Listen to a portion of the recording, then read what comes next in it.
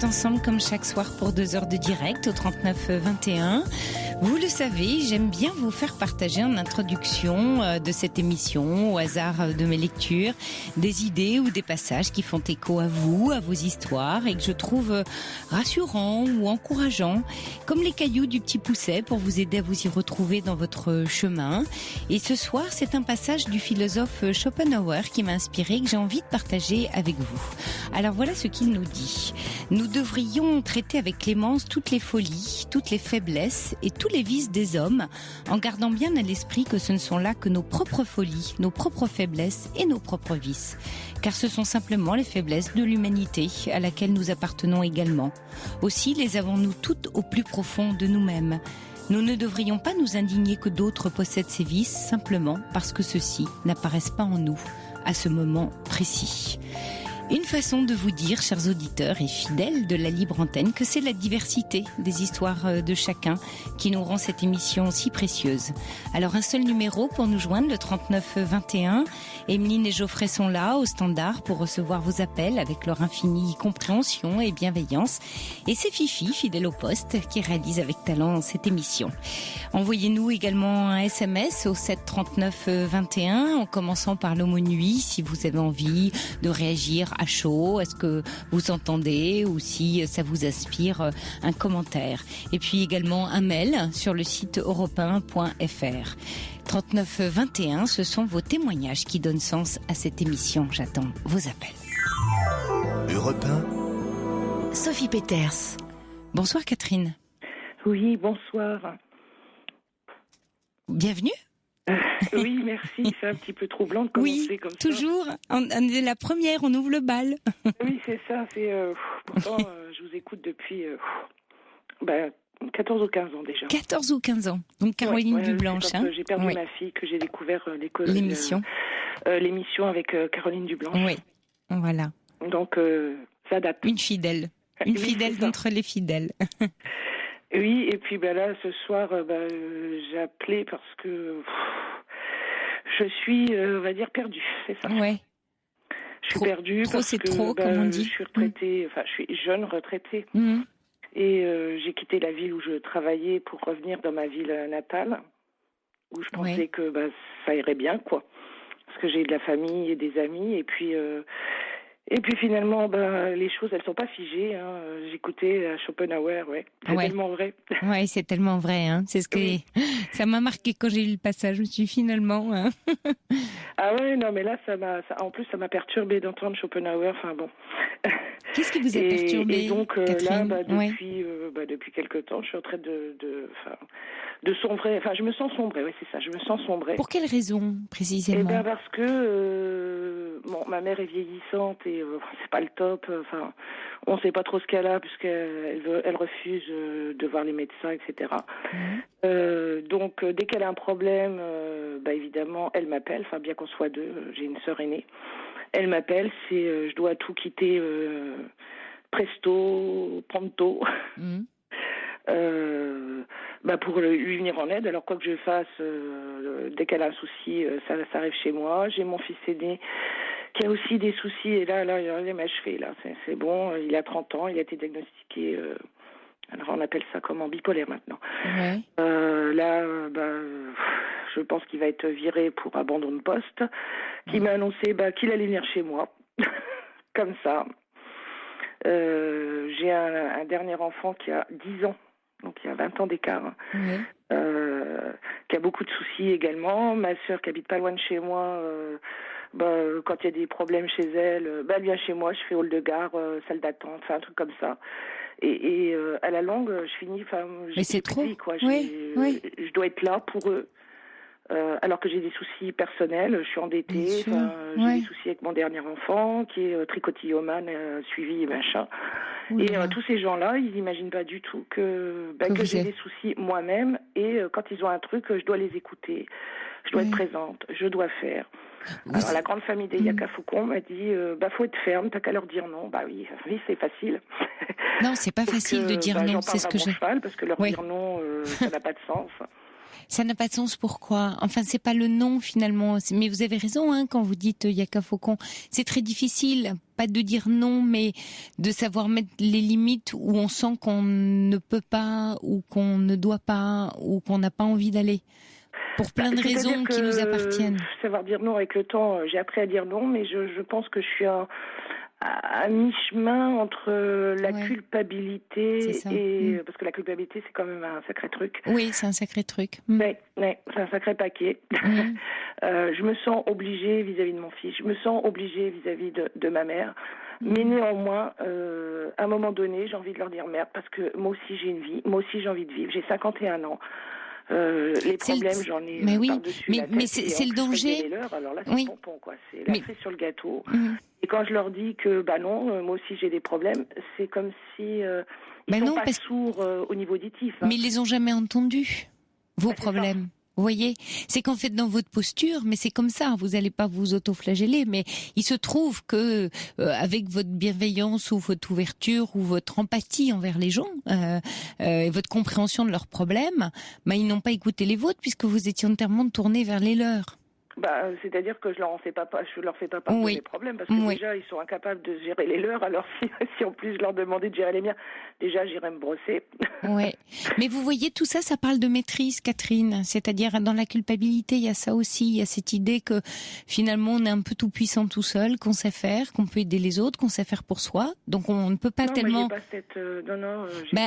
on peut pas avoir recours aux autres. Non, c'est pas une histoire d'orgueil. Mais je vous parle pas d'orgueil. Je vous parle justement de culpabilité parce que souvent dans la culpabilité, c'est qu'on pense qu'on pourrait faire le bonheur des autres. Et que si on ne le fait pas, on est coupable de pas le faire. Oui. Voilà, c'est ça que je voulais vous dire. Donc c'est pas du tout une histoire d'orgueil.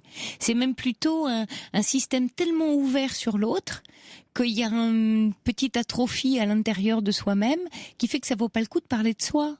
Parce que les autres n'y comprendront rien, comme vous dites, parce qu'ils sauront pas faire, parce qu'ils sauront pas m'aider. C'est cette croyance-là. Et en même temps, ils en ont même pas envie. Hein. Mais ça, c'est pas de problème, tout va bien. Oui, parce qu'ils vous ont toujours vécu comme ça. Vous voyez, c'est le piège. Ouais, oui. Et donc là, dernièrement, j'avais envisagé carrément d'aller au fin fond de la Lozère, faire bout à la bête du Gévaudan.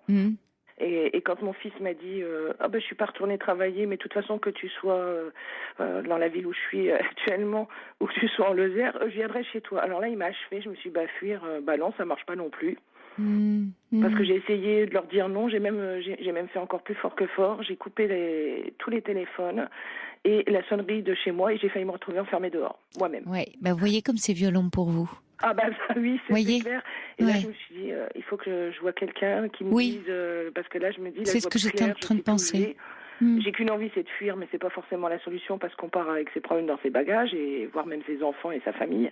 Oui, et ça va rien résoudre chez vous parce que chez vous, c'est un système de frontières qu'il faut revoir. Cette histoire de limite entre votre précaré à vous et celui des autres. Celui des autres entièrement chez vous et chez vous, il y a plus. Vous voyez, c'est un peu comme si les gens pouvaient s'installer chez vous sans être invités, se servir. Mais c'est pas s'ils pouvaient le faire, c'est qu'ils le font. C'est qu'ils le font. Ben oui, voilà. C'est qu'il n'y a pas écrit. Mais il n'y a pas écrit chez vous.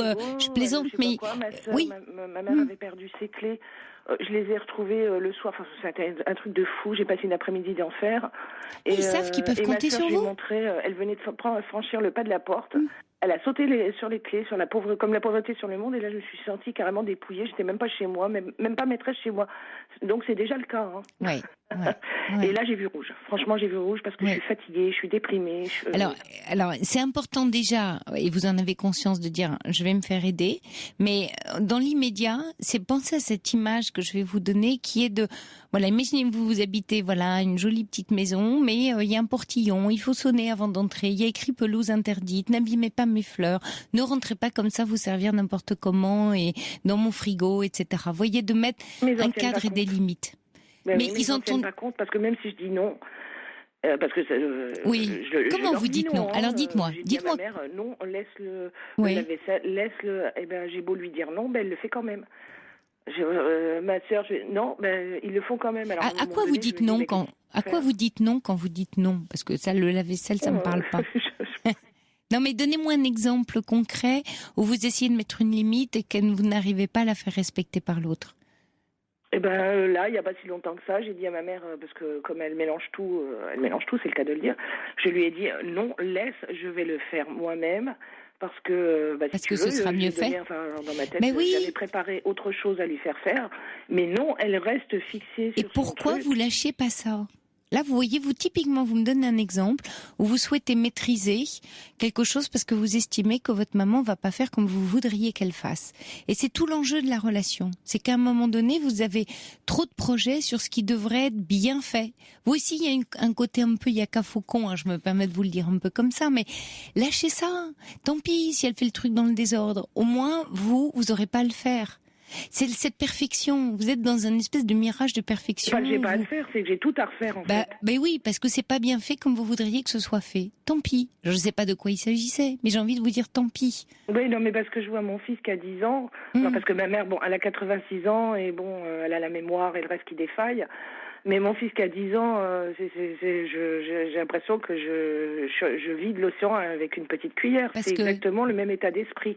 Parce que, par exemple, donnez-moi un exemple. C'est pareil, si je lui dis non, mais lui, il a un côté obsessionnel, mais je crois que ça c'est familial.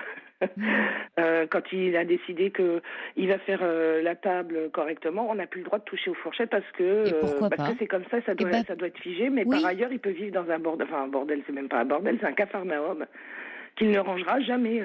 Il me dit oui, mais il le fera pas. Enfin. C'est toujours oui, je vais le faire, mais c'est différé. Oui, non, mais tu dois pas le faire, mais ils le font quand même. Enfin, on est dans un truc.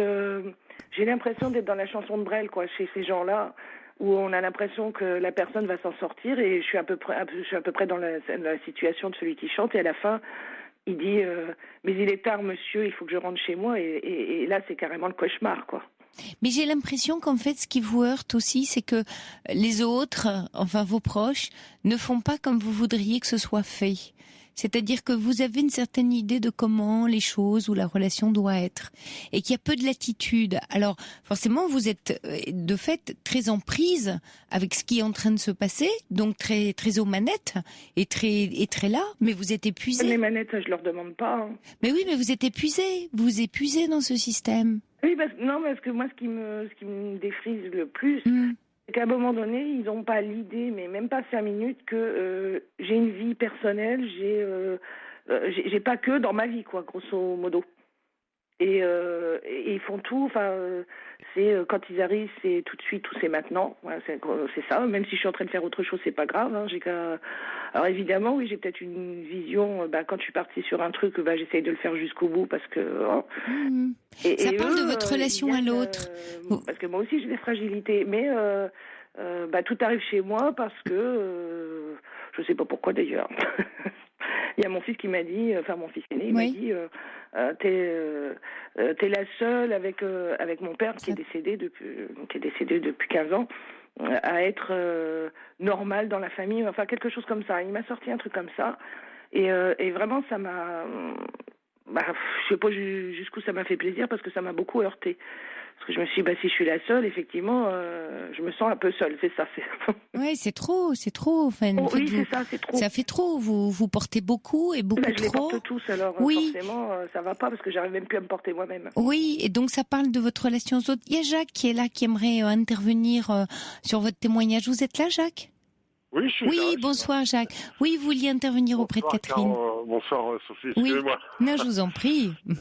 Oui, parce que je voulais dire en fait que j'entends Catherine qui parle. Bonsoir Jacques. Bonsoir Catherine. À très juste titre. En fait, elle se fait finalement, je vais employer l'expression claire, elle se fait bouffer par l'environnement. Exactement. Oui, mais c'est ça. En fait, c'est pas elle qui devrait aller voir quelqu'un. Parce qu'elle me paraît pas du tout... Non, mais quand je dis pour aller voir quelqu'un, c'est pour se faire aider à ne pas se laisser bouffer. Vous voyez, quand on vous fait bouffer, c'est bien que vous vous laissez bouffer quand même un peu. Mais, oui. Vous voyez ? Mais qu'est-ce que vous vouliez dire, Jacques ? Oui, parce qu'on va pas envoyer... Je voulais dire qu'en fait, je ne sais pas. Oui. Bah oui, mais voilà. Vous voulez dire quoi, Jacques ? D'accord, oui. On peut voir ça dans ce sens-là. Mais ce qui est embêtant, c'est que justement, je dirais que c'est les gens qui... on pourrait dire qui la harcèlent presque, enfin le mot est peut-être un peu fort. Oui. C'est peut-être eux qui devraient aller voir quelqu'un. Et c'est pas Catherine, hein. Oui, mais en même temps, Jacques, quand on a un souci, quelque chose qui nous pose problème dans la vie, oui, je sais bien. on va pas envoyer tout le Oui, mais monde. je sais bien, parce que je sais aussi, je connais un petit peu le problème aussi. Oui, oui. Parce que moi, j'ai eu tendance à être un petit peu comme Catherine, hein. J'écoute beaucoup les gens, et puis je m'aperçois que finalement, ça finit par me nuire à moi-même, quoi. Ouais. Et effectivement, après, on s'en sort plus, quoi. On s'en sort plus parce que on est trop dans le système de l'autre et pas assez dans le sien. Un échange, une relation, c'est à deux. On finit par être obligé de devenir égoïste, quoi. Mais oui, mais alors du coup, c'est beaucoup de violence de part et d'autre, vous voyez ? Parce qu'on en veut à l'autre. Le problème de pas arriver à mettre des limites et de dire non, c'est qu'on en veut énormément à l'autre d'avoir transgressé nos propres limites, puisqu'on n'a pas réussi à se les mettre et que l'autre y a touché. C'est compliqué, c'est quand on leur dit non et qu'ils n'en tiennent pas compte. Bien sûr.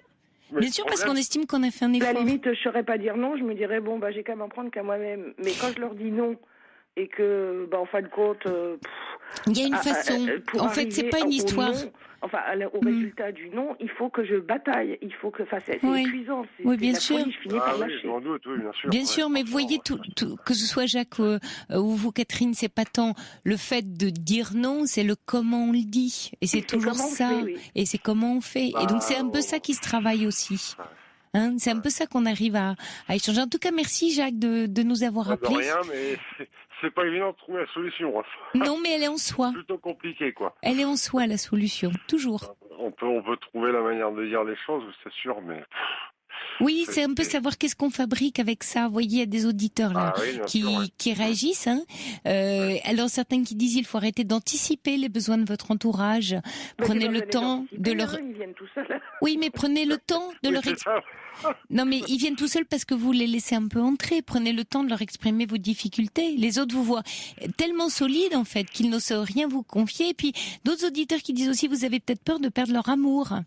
Et que pour ne pas perdre l'amour, qu'est-ce qu'on serait pas capable de faire? Et on peut paraître très solide et ne pas l'être non plus, hein. Et oui, mais c'est souvent la fameuse image du colosse au pied d'argile. Vous savez bien. Tout à fait, oui. C'est vrai. Alors, j'ai pas le sentiment d'être dans une relation d'amour. On est un peu dans un rapport de force où quelque part, il y a une histoire d'avoir besoin les uns des autres. Parce qu'à un moment donné, des fois, je me dis, mais j'ai pas besoin d'eux. Et quelquefois, je me dis, mais bien sûr que si, vous avez besoin d'eux. Ça me pose beaucoup de questions, mais c'est pas une histoire d'amour. Non, c'est pas une histoire d'amour, c'est une histoire. C'est une histoire de relation. Vous avez vraiment quelque chose à travailler dans la relation à l'autre. Comme dit Alix, c'est-à-dire que quand on a donné l'habitude d'être toujours là, il est très difficile de faire machine arrière. C'est un apprentissage. Oui, mais alors on fait comment ? Eh ben, on apprend à faire autrement. C'est ce que j'essaye de vous dire. C'est qu'on apprend à faire autrement. Parce que j'ai essayé quand même. C'est là où il faut vous faire accompagner. M'enfermer moi-même. Non. Ça, c'est des, vous voyez, ça, c'est des espèces de pansements qui tiennent à rien. Et puis c'est beaucoup de violence pour vous et pour votre entourage. Non. Et mon fils qui me dit, je vais venir, c'est pas grave. Non, ça marchera pas. Vous voyez. Donc non. Vraiment, ce qui a travaillé chez vous, c'est comment je vois l'autre. C'est quelle croyance j'ai sur les autres et comment je me vois par rapport aux autres.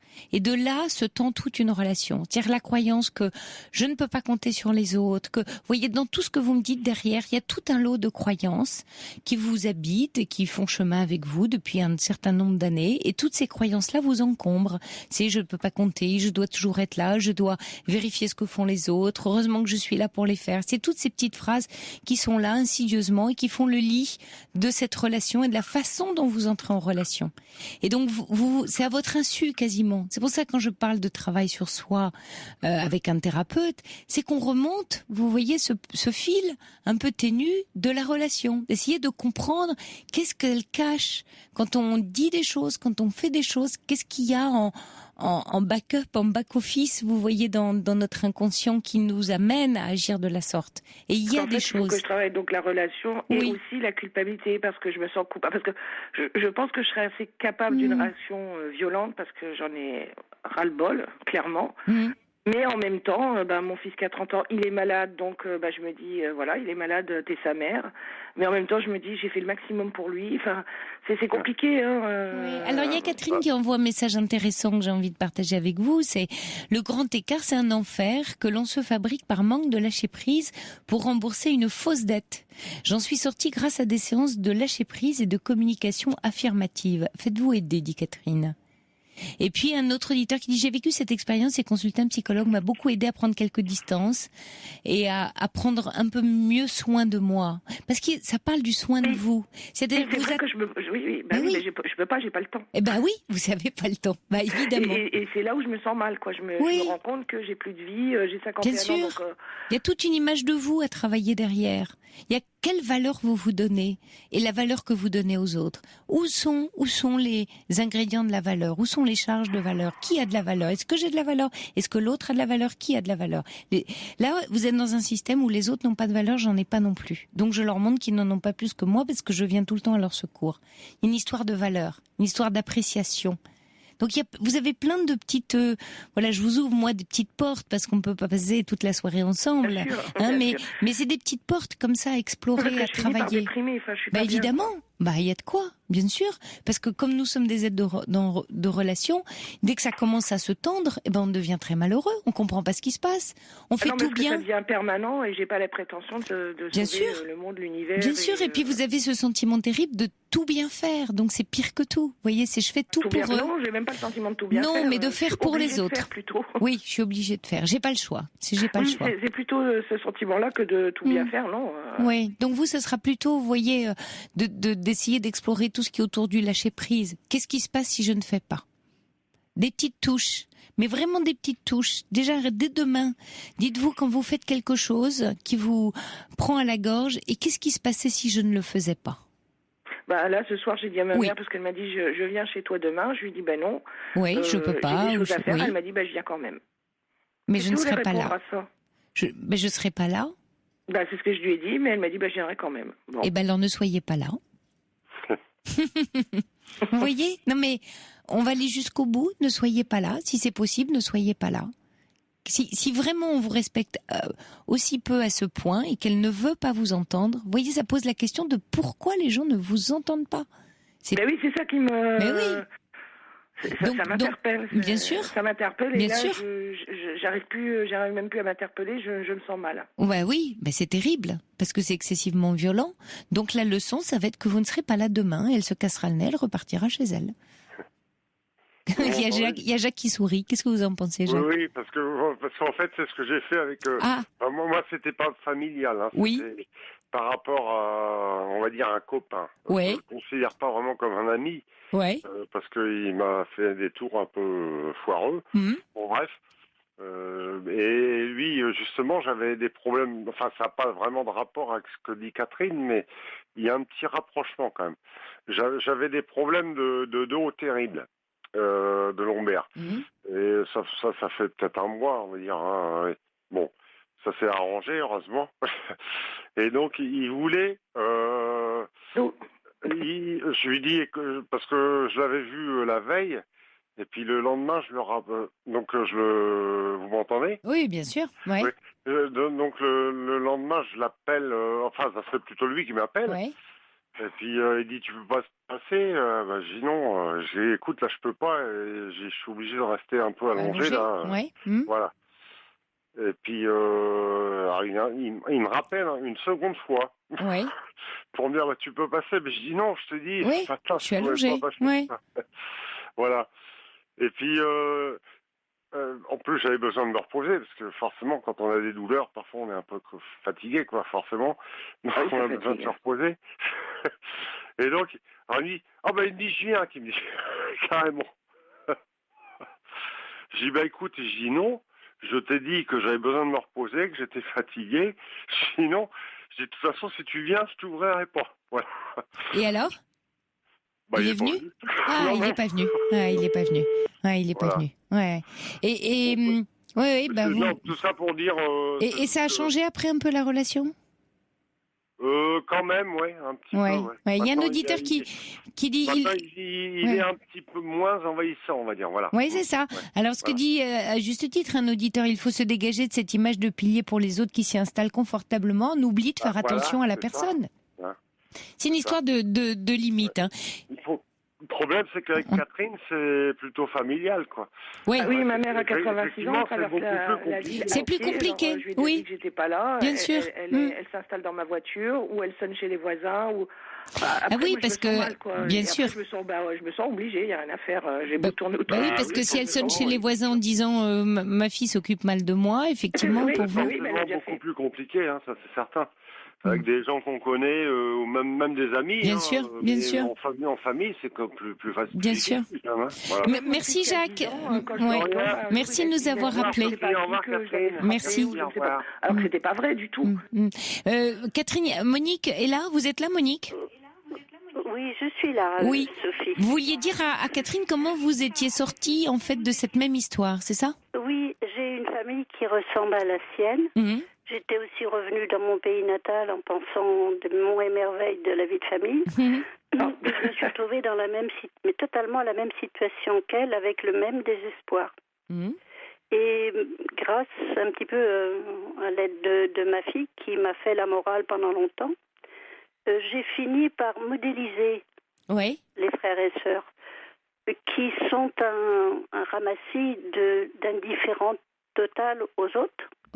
Sauf que quand eux sont dans la peine ou dans le souci, c'est ça, c'est ma sœur. Il faut s'en occuper. Et comment vous en êtes sortie, Monique? Eh bien, c'est-à-dire que je disais pas non, mais je faisais pas. Je n'appelais plus pour prendre des nouvelles. Et je disais oui, c'est difficile, quoi. Mais je vois bien. Un peu moins impliqué. Vous avez été un peu moins impliqué dans leurs histoires. Voilà. J'ai vraiment, vous êtes distancée, en fait, un peu. C'est pas ma nature. Je suis toujours, je suis comme Catherine, toujours très impliquée. Donc j'ai travaillé, je me suis changée, quoi. Un apprentissage, on disait tout à l'heure. Vous avez appris. Je me suis fait aider quand même aussi un petit peu. Faut pas exagérer. J'étais pas toute seule. Et là récemment, justement, quelqu'un m'a dit mais la culpabilité est ce qui vous relie à votre famille. Alors, j'ai ouvert les grands yeux, comment ça, de quoi je me sens coupable. Et c'est pareil, c'est ma fille qui m'a dit, mais oui maman, si tu ne te sentais pas redevable envers eux de on ne sait pas quoi, et parce que j'étais la sœur aînée, dans l'obligation de les aider, de les écouter, de les d'adoucir leur vie quelque part. Moi, je trouve qu'ils ont des vies dures au niveau affectif. Vous aviez un rôle à tenir, vous aviez une place. Voilà. Et donc, elle est là, la culpabilité. Si tu ne tenais pas ce rôle-là, tu ne les verrais plus. Parce que vous n'avez rien en commun. Comme ce qu'a dit le fils de Catherine. Donc il y avait un enjeu derrière. Vous voyez, il y a une histoire. Et donc il fallait accepter de quelque part de perdre. Vous savez, cette espèce d'imaginaire enfantin de la famille. Je suis importante pour eux. Voilà. Oui, puis l'imaginaire, quoi. J'ai une famille où on s'aime bien et je faisais tout. C'est vrai. En même temps, le risque, Monique, alors je ne sais pas ce que vous en pensez quand je vous entends et c'est ce que je me dis, c'est toujours le risque vous voyez, en se recentrant, de couper des liens qui nous sont importants. Peut-être que ça me paraît important de travailler une relation. Oui, c'est vraiment l'inquiétude que j'avais. Oui, bien sûr. Et en fait, ce qu'il y a d'étonnant, c'est qu'on s'aperçoit que ces liens-là, avec l'intensité que ça a, ceux-là, on les fabrique. Nous. Parce que derrière, ils se servent de nous parce qu'on est là, mais on ne serait pas là, ils prendraient quelqu'un d'autre. Oui, mais vous voulez dire que du coup, les liens que vous avez aujourd'hui sont de plus grande qualité ? C'est pas exactement ça. Ils sont plus authentiques. Ah, voilà. Donc de plus grande qualité. Oui, si on veut. Oui, c'est-à-dire que j'y mettais... Ils sont plus vrais. J'y mettais quelque chose qu'il n'y avait pas. Ouais, c'est très intéressant. Est-ce que ça vous éclaire, Catherine, ce que dit Monique ? Vous voyez, elle dit, j'y mettais quelque chose qu'il n'y avait pas. Ou qui était à elle, en fait, plutôt. Oui, qui était à moi. Voilà. C'est ça, tout à fait. Oui, tout à fait. Ça vous parle, ça, Catherine ? Ça me fait un peu penser... au fait que quelque part, parce que c'est vieux et ça remonte là comme ça, on l'entend dans Monique, quand mon père, quelques mois avant de décéder, alors que je suis la cadette, j'ai 14 ans de moins que ma sœur. D'accord. Ouais. Elle met toujours en avant son droit d'aînesse, mais enfin quand elle a des droits, parce que les devoirs, elle en a pas. Mais et mon père m'avait, parce que j'ai toujours eu l'image plus jeune d'être la faux folle, enfin, je sais pas, le mat. Oui, le mat, le fou. Oui, c'est ça, le fou de la famille, parce que j'avais pas leurs angoisses, enfin, j'allais de l'avant, enfin, j'ai beaucoup plus avancé qu'eux. Et quelque part, mon père m'a dit, t'es pas aussi con que t'en as l'air, et quelque part, il m'a remis les clés du château, quoi. Ouais. Et ça m'a vraiment foutu en l'air parce que je me suis sentie mal. Je lui en ai voulu parce qu'il me le disait tardivement, quelques semaines avant sa mort, et que j'avais pas besoin de ça. Ouais, et vous êtes resté avec ça. Parce que quelque part, enfin, j'étais plus reconnue comme une voilà, l'histoire de place. On revient à l'histoire. Mais en même temps, il me donnait un truc que j'avais pas forcément envie de gérer non plus. Bah non, ouais. Et donc vous en êtes là aujourd'hui. Vous êtes vraiment là-dedans, voyez. Son rêve, parce qu'avec ma sœur, on s'est jamais entendu parce qu'elle a jamais pris soin de moi, bien on a une génération d'écart. Mais elle m'en a toujours voulu. Alors ça, je sais pas pourquoi. 14 ans toute seule, évidemment, en mer de ce qui arrive, ça l'a pas fait bien. Et elle a jamais pris. Ouais, c'est ça. Elle a jamais pris soin de moi. Elle m'a fait que des vacheries. Oui, mais vous voyez tout. J'ai mieux réussi qu'elle. Ouais. Mais le problème, comme dirait Monique, j'ai qu'une sœur, j'ai qu'une famille. L'histoire de couper le lien. Enfin, parce que si je coupe les liens avec eux, j'ai plus de famille. Mais c'est ce que dit Monique. Monique parle pas de couper les liens. Elle parle de porter un regard différent. C'est vrai, je les coupe pas. Voilà, elle a porté, si je me permets, Monique, vous avez porté un regard différent. De la chose qui n'existe pas, quoi. Ouais. Non, mais c'est une histoire de regard. Il me casse les pieds, mais en même temps, c'est la seule famille que j'ai. Oui, mais c'est il y a aussi le fait, vous avez l'air de penser que c'est le prix à payer. Oui, exactement. C'est le prix à payer pour avoir droit à cette famille. Ouais. Il n'y a pas de prix à payer. On est tous égaux dans une famille, quelque part. Mais je le dis parce que je suis je suis convalescente, nouvelle guérite. Oui. Avec un apprentissage tout neuf, on sent. Mais merci Monique, parce que vraiment c'est extra. Mais pendant longtemps, ma fille, je disais, je prenais des bonnes résolutions parce que c'est à elle que je parlais quand je la voyais.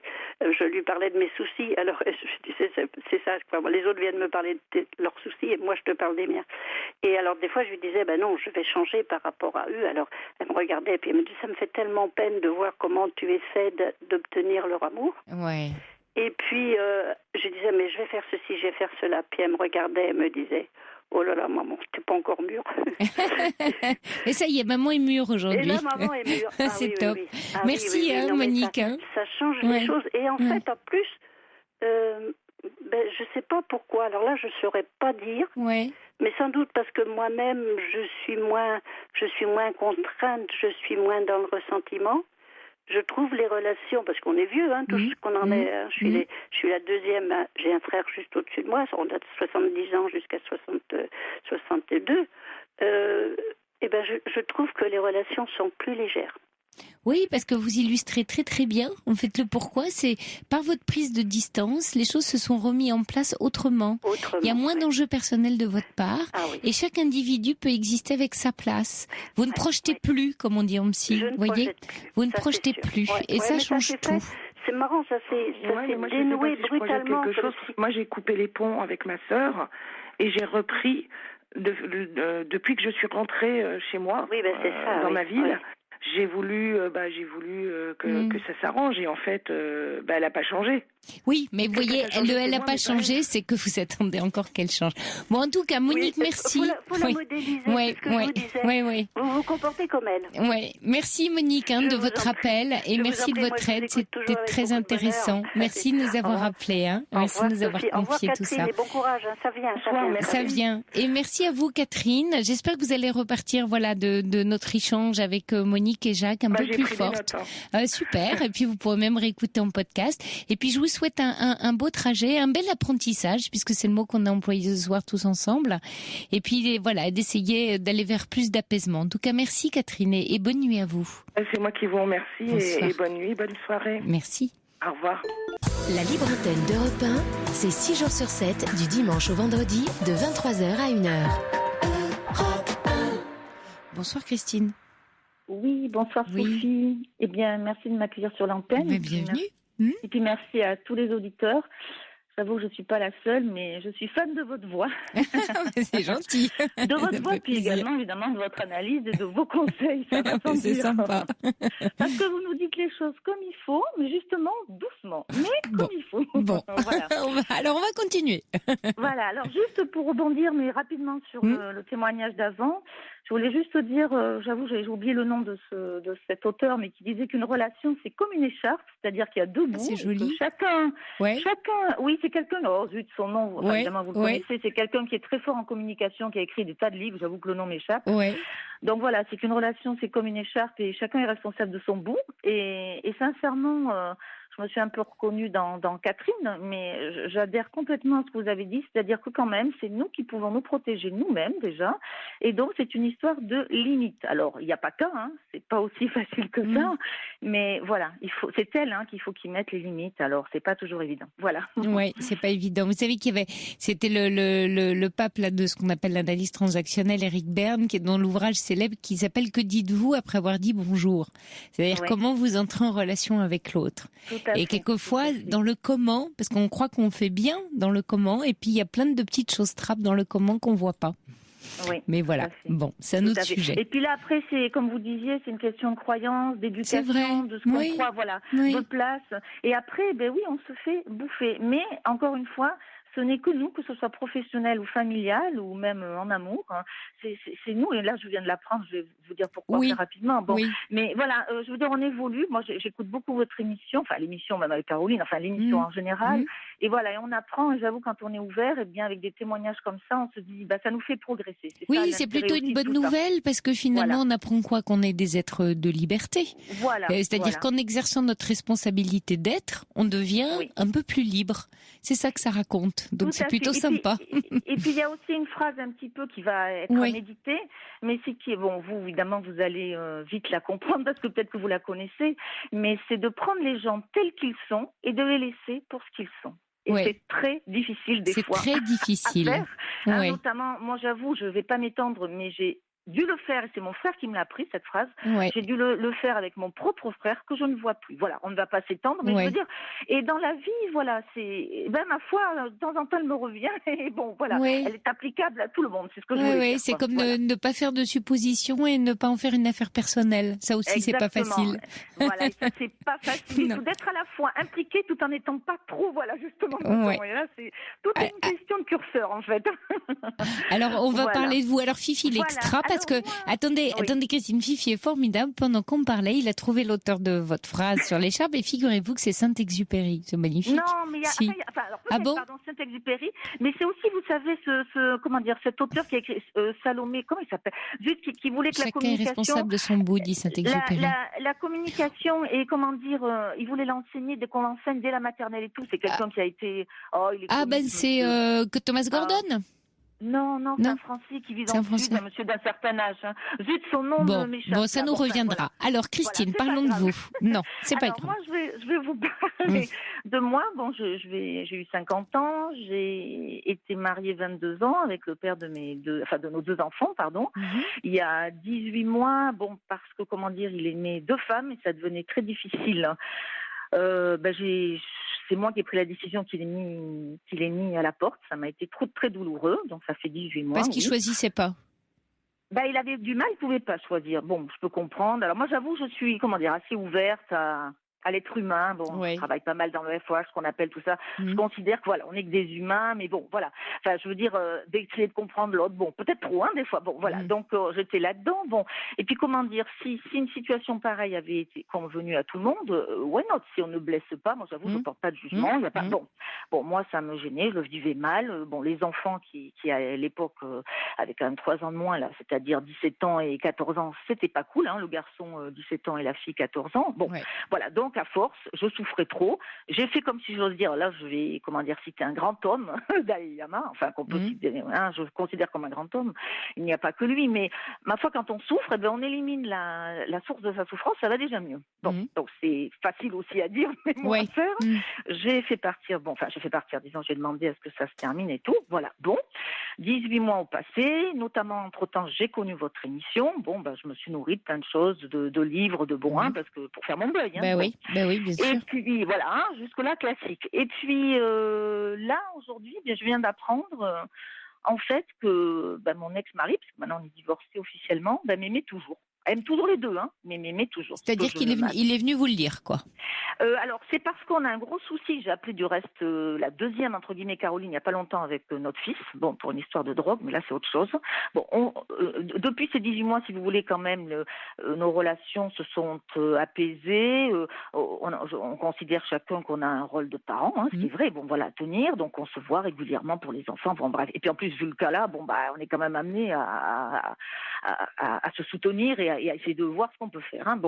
Et au cours de ce sujet, c'est devenu dans la conversation. Je savais qu'il n'était pas très bien non plus, lui, au niveau santé. Je lui ai proposé mon aide parce que j'avais envie de le faire, parce que c'était sincère. Voilà, je le dis. Voilà. Et puis, j'ai cru comprendre à demi-mot, puis plus qu'à demi-mot après, que ça, il en était là encore. Et là, j'avoue, je suis un peu abasourdie. Un peu bouleversée, ouais. Bouleversée. Je dirais même pas, sincèrement. C'est vrai. Non, sincèrement, c'est pas bouleversé, c'est que je l'ai tellement voulu quand il est parti, parce que j'ai aimé cet homme, et je ne le renie pas, et peut-être que je l'aime encore du reste. Bon. Mais comment dire, j'ai tellement souhaité tout, si vous voulez, qu'au bout d'un moment, j'aspirais plus. Je me suis dit, ma grande, là, tu vois la réalité telle qu'elle est, les actes. Voilà, les choses. Et puis voilà, j'avais fait mon deuil, si vous voulez. Il me manque, c'est pas ça. Mais voyez, et là, j'avoue, mais je m'attendais à tout, sauf à ça, quoi. Et comment vous avez réagi ? Donc, c'est pas tellement du bouleversement, c'est de dire c'est bien, je sais ça. Et qu'est-ce que j'en fais ? Qu'est-ce que j'en fais ? Qu'est-ce que je fais de ça ? Qu'est-ce que vous avez envie d'en faire ? Alors, ce qu'on a convenu, quand même, c'est d'en reparler tranquillement, parce que je vous dis. Mais vous toute seule ? Ah, oui. Alors moi, j'avoue, j'en rêvais. C'est vrai qu'il manque. C'est vrai qu'au fond, ces derniers temps, je peux pas dire, je vais pas me voiler la face. J'aime pas mentir. Voilà, j'ai des défauts comme tout le monde, mais je suis très honnête et j'essaie de voir les choses, telles qu'elles sont. Mais pour moi aussi, vous voyez, pour que je me fasse pas de mal, faut on se mente pas. Bon. Et je me disais, t'as parfait ta vie. J'ai eu quelqu'un qui m'a fait entre guillemets une cour, tout ça. Ça me dit rien. J'ai mon cœur qui s'est fermé. Bon, ça, je pense que c'est pour me protéger. C'est pour, vu ce que j'ai souffert. Je ne ressens plus rien. Je m'étais fermée. Puis c'est vrai que pareil, dans mes lectures, tout ça, de Christophe Fauré, on peut le citer, d'autres. Alors, les auditeurs ont envoyé la réponse. Ils sont pleins à l'avoir envoyé, donc je les remercie. Violaine, Sylvie, Alice, Emma. Alors, c'est Jacques Salomé. Ah, voilà, tout à fait. Alors, peut-être qu'il s'est inspiré de Merci aux auditeurs. Voilà, sûrement. Voilà. Voilà, et puis effectivement, ça tombait sous le sens, voilà. Voilà, Muriel aussi, qui répond, Jacques Salomé. Oui, mais du coup, j'en profitais. Très joli. C'est gentil. Voilà, il a écrit des tas de choses. Exactement. Sur l'amour, notamment, et qui est pas mal. Voyage au pays de l'amour, sincèrement. C'est toute une histoire, l'amour. Qu'est-ce que l'amour, mon Dieu. Mon Dieu. Oui, mon Dieu. Donc, comment dire, mon Dieu, mais c'est aussi merveilleux. Je veux dire, il faut pas non plus que... Mais vous, dans cette histoire-là, vous êtes en train de me dire en substance, moi finalement, j'ai tourné la page et maintenant, ça vient là un peu comme des cheveux sur la soupe, quoi. Qu'est-ce que je vais faire de ça ?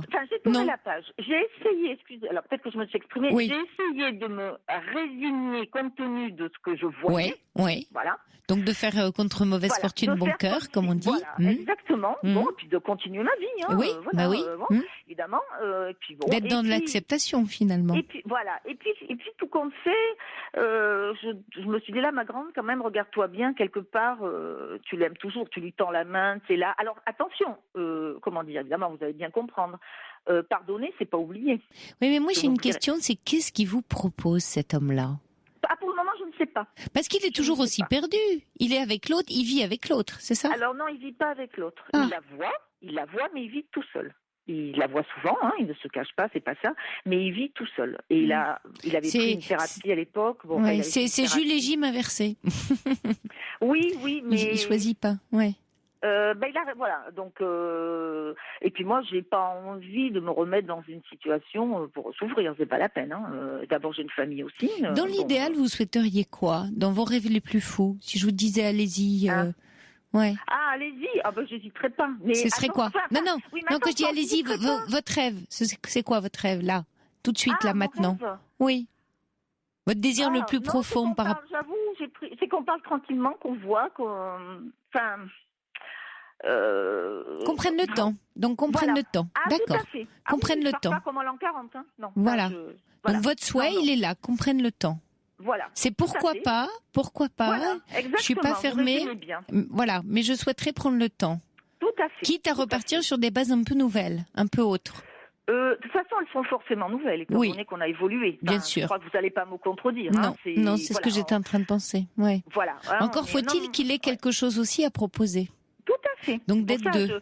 J'avoue que Vous, dans cette histoire, c'est ne pas repartir sur ce que vous aviez au préalable accepté, ce qui vous a fait souffrir et vous a amené finalement à cette décision. Oui. Vous, c'est ne pas retomber dans ce panneau-là. Tout à fait. Donc, quand vous dites qu'est-ce que je fais de ça, c'est bien joli, mais si lui, il continue à vouloir que vous soyez deux, alors que c'est le fait d'être deux qui vous a fait souffrir et partir. Alors, c'est pas le fait d'être deux, là, ça va peut-être vous étonner. Non, c'est pas ça. Comment dire, je l'aimais tellement que j'avais accepté, compris qu'il puisse, même si c'était vraiment pas au départ apparemment sa volonté, qu'il se pensait pas être comme ça, accepter qu'il puisse en aimer une autre en même temps. C'est pas ça qui m'a fait décider de le faire partir. C'est quoi? Il y avait deux amours à mon avis différents. C'est-à-dire que l'autre, il la connaissait depuis moins longtemps que moi, et pour moi, il en était complémentaire. Ouais. Et pour moi, c'était l'amour de sa mère, de ses enfants. C'est un pilier. Vous étiez le pilier. Alors pourquoi? Voilà. Alors qu'est-ce qui vous a fait lâcher? Lâcher de dire qu'il s'en aille. Oui. C'est ça? Oui. Parce que comment dire, pour les enfants, c'était invivable. Je trouvais qu'on montrait un exemple qui peut être jugé, c'était pas facile. Et pour moi, je souffrais, donc je ne pouvais Mais alors, pas... vous souffriez bien le fait d'être deux femmes dans cette histoire. Oui. C'est-à-dire, comment dire, c'est-à-dire quand je voyais se brosser les dents, je savais qu'il y allait. Enfin, vous voyez les détails. D'accord, bien sûr. Voilà, donc on est bien d'accord. Non, mais c'était pour vérifier. On est bien d'accord que ce qui faisait souffrance pour vous, c'était quand même le fait de penser qu'il y en avait une autre, même si vous l'acceptiez. Contrairement à ce qu'il me dit, pourquoi mentirait-il? Je n'en sais rien. C'est que j'avais sincèrement le ressenti qu'il ne m'aimait plus. Voilà. C'est même pas qu'il m'aimait comme une mère, vous voyez ce que je veux dire? C'est qu'il ne m'aimait plus. Vous n'étiez pas assez importante à ses yeux, en tout cas, pour vous. Ou plus assez, on va dire comme ça. Comment dire? Alors j'ai eu une maladie, je suis bipolaire. Il y a un moment, il y a 8 ans. Ouais. Nous avons fait front. Bon, je me suis battue évidemment contre cette maladie. Il a été là. Oui. J'avais l'impression, maintenant, fausse ou à raison, je ne sais pas, que comme maintenant j'étais forte, je me débrouillais toute seule, j'avais plus besoin de lui, que cette personne qui avait d'autres soucis, pas maladifs, mais bon, d'autres soucis, c'était son chevalier servant. Vous voyez ce que je veux dire? C'était pour lui se montrer. Bien sûr. Bien sûr. Et du coup, il y avait plus. Je traduis bien, mais bien sûr, si je comprends très bien, et que du coup, il y avait peut-être une autre femme à sauver que vous maintenant, et que elle devenait plus intéressante parce qu'il se vit comme ça, au service d'eux. Exactement. Voilà. Moi, je le ressentais comme ça. Alors maintenant, est-ce que c'est parce que notre fils a des soucis importants de drogue quand même? Je vous dis, j'ai appelé Caroline là, il n'y a pas très longtemps, pour en parler, tout ça. Bon, bref, ça a été très intéressant. Du reste, est-ce que ça rapproche? Je sais pas, j'en sais rien. C'est quoi la question, la vraie question que vous vous posez? Non, il n'y a pas de question. C'est que je voulais un peu, j'avoue, comme ça m'est tombé comme un cheveu, entre guillemets, sur la soupe, pardon, je ne m'y attendais pas du tout. Quelque part, j'en rêve, mais je m'y attendais pas, j'avoue, parce que je pensais pas que c'était ça, sincèrement. Je voulais, compte tenu que je vous connais, voilà, enfin, je veux dire, je voulais en discuter qu'on en parle. Un peu votre, voilà. Pour me dire, voilà. Je vous mens pas, j'en ai rêvé, j'en rêve peut-être. Bon, vous voyez, je me dis là, voilà. Parce que vous avez une réaction que je trouve très intéressante, qui est très honnête, comme vous le dites vous-même, c'est de dire j'en ai rêvé, ça me tombe dessus, et qu'est-ce que je fais de ça? Vous savez, c'est le truc dont on a toujours rêvé qui arrive un jour, et puis on ne sait plus si on est très prêt. Est-ce qu'on est prêt? C'est moi qui répondrai. Je comprends bien que c'est pas vous ou quelqu'un d'autre. Non, mais la question c'est est-ce que je suis prête à vivre ça? Voilà. Alors que j'en ai rêvé. Mais peut-être que la question a pas de sens, en fait, peut-être. C'est-à-dire de faire confiance, et vous l'avez dit très joliment d'ailleurs aussi tout à l'heure, de dire mais peut-être, moi, ce qui compte pour moi, c'est de prendre le temps. Vous allez vous laisser le temps? Oui, j'ai vu que le temps, en 18 mois, m'a permis de me recentrer sur moi. Bien sûr. Justement, vu le souci qu'a évoqué, enfin, le cas de figure de Catherine, là. Ouais. Eh bien, oui, j'ai fait beaucoup de choses. Mais vous voyez, ne pas dire non, c'est vrai, il faut se mettre des limites. Mais maintenant, je vais lui dire une très belle phrase, elle nous écoute toujours. J'ai entendu, alors là, je me souviens plus d'un violoniste, là, oui, Manoukian. Ouais. Il a une belle expression en disant oui, c'est vrai, apparemment, il a du mal à dire non. Mais il dit dire oui. Alors, attention, évidemment, vous allez comprendre et mettre un bémol. Mais dire oui, c'est aller emprunter des chemins qu'on n'aurait pas empruntés. J'ai trouvé ça, bon, quelque part, je me suis dit... Oui, et puis dire oui, c'est dire oui à soi. Non, mais dire oui, c'est aussi dire oui à soi. Vous voyez, c'est pas le sujet de dire non à l'autre, c'est comment dire oui à soi. C'est pas dire non pour dire non, vous voyez. Non, mais bien sûr. Il faut pas faire à contre-cœur et que ce soit contre ses convictions, voilà. Mais ça, bon. Et c'est là, vous voyez, où je veux plus rentrer là-dedans, mais quelle que soit la relation, du reste, avec quiconque.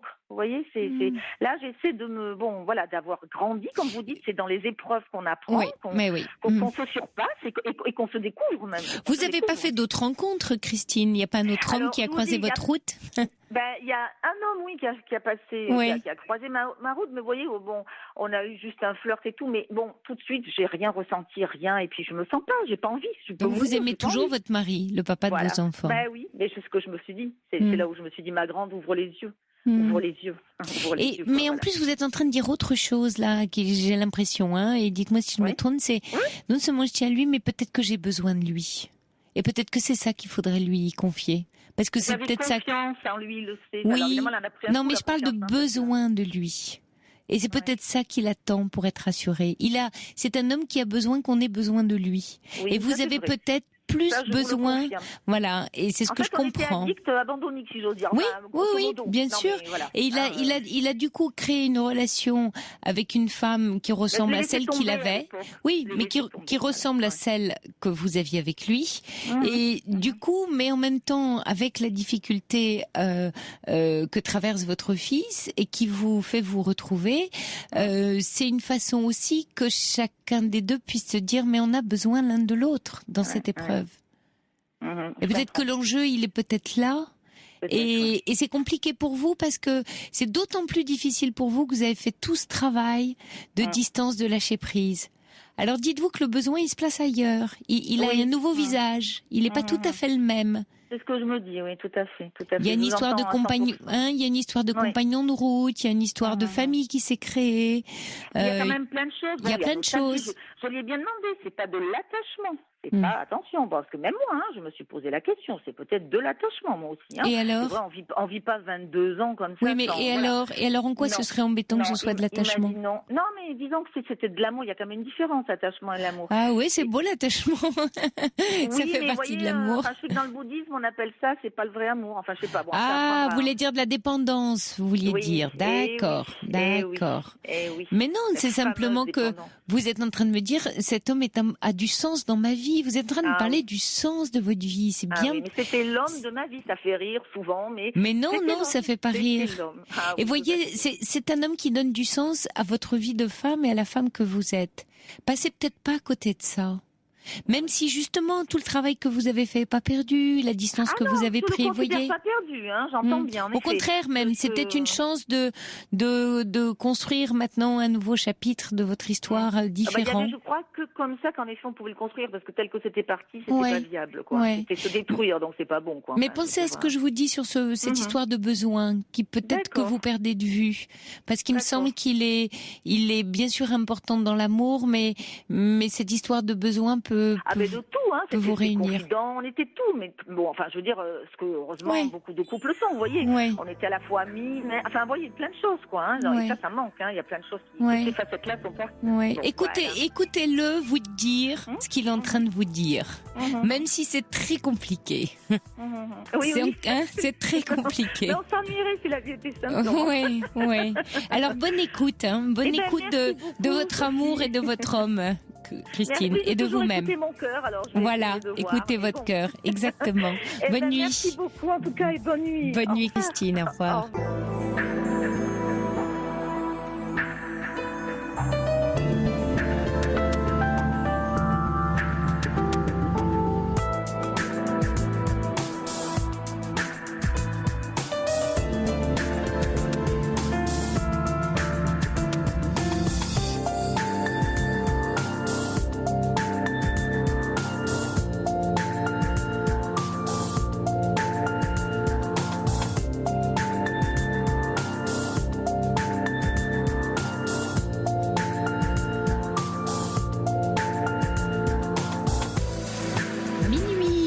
êtes, vous écoutez Europe 1, nous sommes ensemble encore pendant 1 heure de direct, d'échange, de partage, car parler de nos soucis permet de nous rendre la vie plus légère. L'antenne est à vous, il vous suffit de composer le 39 21 pour partager avec nous vos préoccupations ou des événements de votre vie. Vous pouvez aussi échanger avec nous, avec les auditeurs par SMS au 7 39 21 en commençant par le mot nuit, ou nous adresser un mail sur le site d'Europe 1. Et puis n'oubliez pas, comme tout à l'heure dans la première heure, vous pouvez dialoguer avec un ou une auditrice dont vous partagez les émotions auxquelles vous avez envie d'apporter votre conseil. La nuit se poursuit avec au standard Emeline et Jouffret et Fifi à la réalisation. 39 21, j'attends vos appels. Cet été sur Europe 1, secret de tournage, Bruno Crass. Tous les soirs, je vous retrouve pour vous raconter les coulisses du tournage d'un film culte en compagnie de son réalisateur. Ceux qu'on sélectionne sont des champions, c'est de la haute compétition. Et ce soir, je reçois Dominique Moll pour Harry, un ami qui vous veut du bien. Je te présente Harry, on était au lycée ensemble. Bonjour Claire. Bonjour. Vous saurez tout sur les secrets de la fabrication d'un film. Secret de tournage présenté par Bruno Crass, c'est tous les jours, 21h30, 22h30 sur Europe 1. Sophie Peters sur Europe 1. Bonsoir Véronique. Bonsoir Sophie. Oui. Bonsoir Sophie. Alors j'ai bien aimé ce que vous avez dit tout à l'heure en disant que partager nos soucis permet de les alléger. Oui. un peu. On essaye. Oui. Alors merci déjà de m'aider à les partager. Oui, merci de nous faire confiance. Oui, je vous fais confiance, mais c'est un peu le foutoir. Bon, ça arrive quelquefois. C'est mal rangé, comme une maison. Ça, c'est très très mal rangé. Et puis j'ai l'impression, pour vous donner une image, d'être assise sur une assiette au beurre. Vous savez, cette espèce de truc qu'il y a dans les foires là. Ça glisse dans tous les sens, ça bouge de partout. Je sais même pas pourquoi ça bouge, et je sais pas où ça va. Donc, en fait. On va essayer de voir ensemble alors. Oui, je vais essayer de retrouver un petit peu d'équilibre dans l'assiette. Je vais essayer de tout mettre au milieu et puis on va voir si on peut faire quelque chose. En fait, j'avais téléphoné jeudi et j'étais pas joignable depuis parce que j'avais une question, et cette question, finalement aujourd'hui, c'est plus exactement celle-là qui est d'actualité, mais je pense que c'était la question beaucoup plus fondamentale qui était derrière, qui apparaît. Et alors, pour vous expliquer. Je suis dans une grande insécurité. Mmh. Paradoxalement, j'ai la sensation d'être enfermée dans une situation, mais je suis dans une immense insécurité dans tous les domaines de ma vie. Que ce soit, C'est la première fois que vous vivez comme ça, ce sentiment de façon très intense, ou c'est quelque chose de récurrent ? C'est assez récurrent, mais jusque-là, jusqu'alors, j'avais une réponse et je prenais... je considérais ça comme une aubaine. Et, d'accord. Et je prenais le bon côté des choses, Voilà. Et vous en faisiez quelque chose à chaque fois, on va dire. Voilà, j'en faisais quelque chose à chaque fois. Mais là, c'est une situation qui dure depuis un peu longtemps et pour laquelle je vois pas de sens ni d'issue. Et en plus, moi, j'ai vraiment perdu des forces. Et quelle est cette situation ? C'est une situation d'insécurité matérielle, déjà. Oui.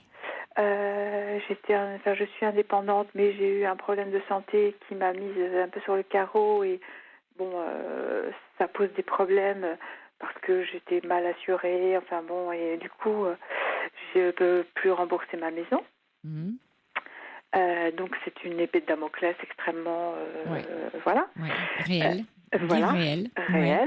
Donc c'est effectivement pas un fantasme. Non. C'est une vraie insécurité. Voilà, je fais ce qu'il faut pour me rassurer, mais j'y arrive pas très bien. Je suis relativement, je peux toute seule. Je veux dire, j'ai des enfants qui sont grands mais qui vivent leur vie. Et j'ai toujours eu l'habitude, en fait, de me débrouiller toute seule et de porter plutôt secours aux autres. Donc, c'est dans la continuité de la soirée. Donc, je suis démunie quand moi je dois demander de l'aide et je ne sais pas forcément le faire. Donc, c'était bien pour moi de vous appeler ce soir. Et alors, et je suis aussi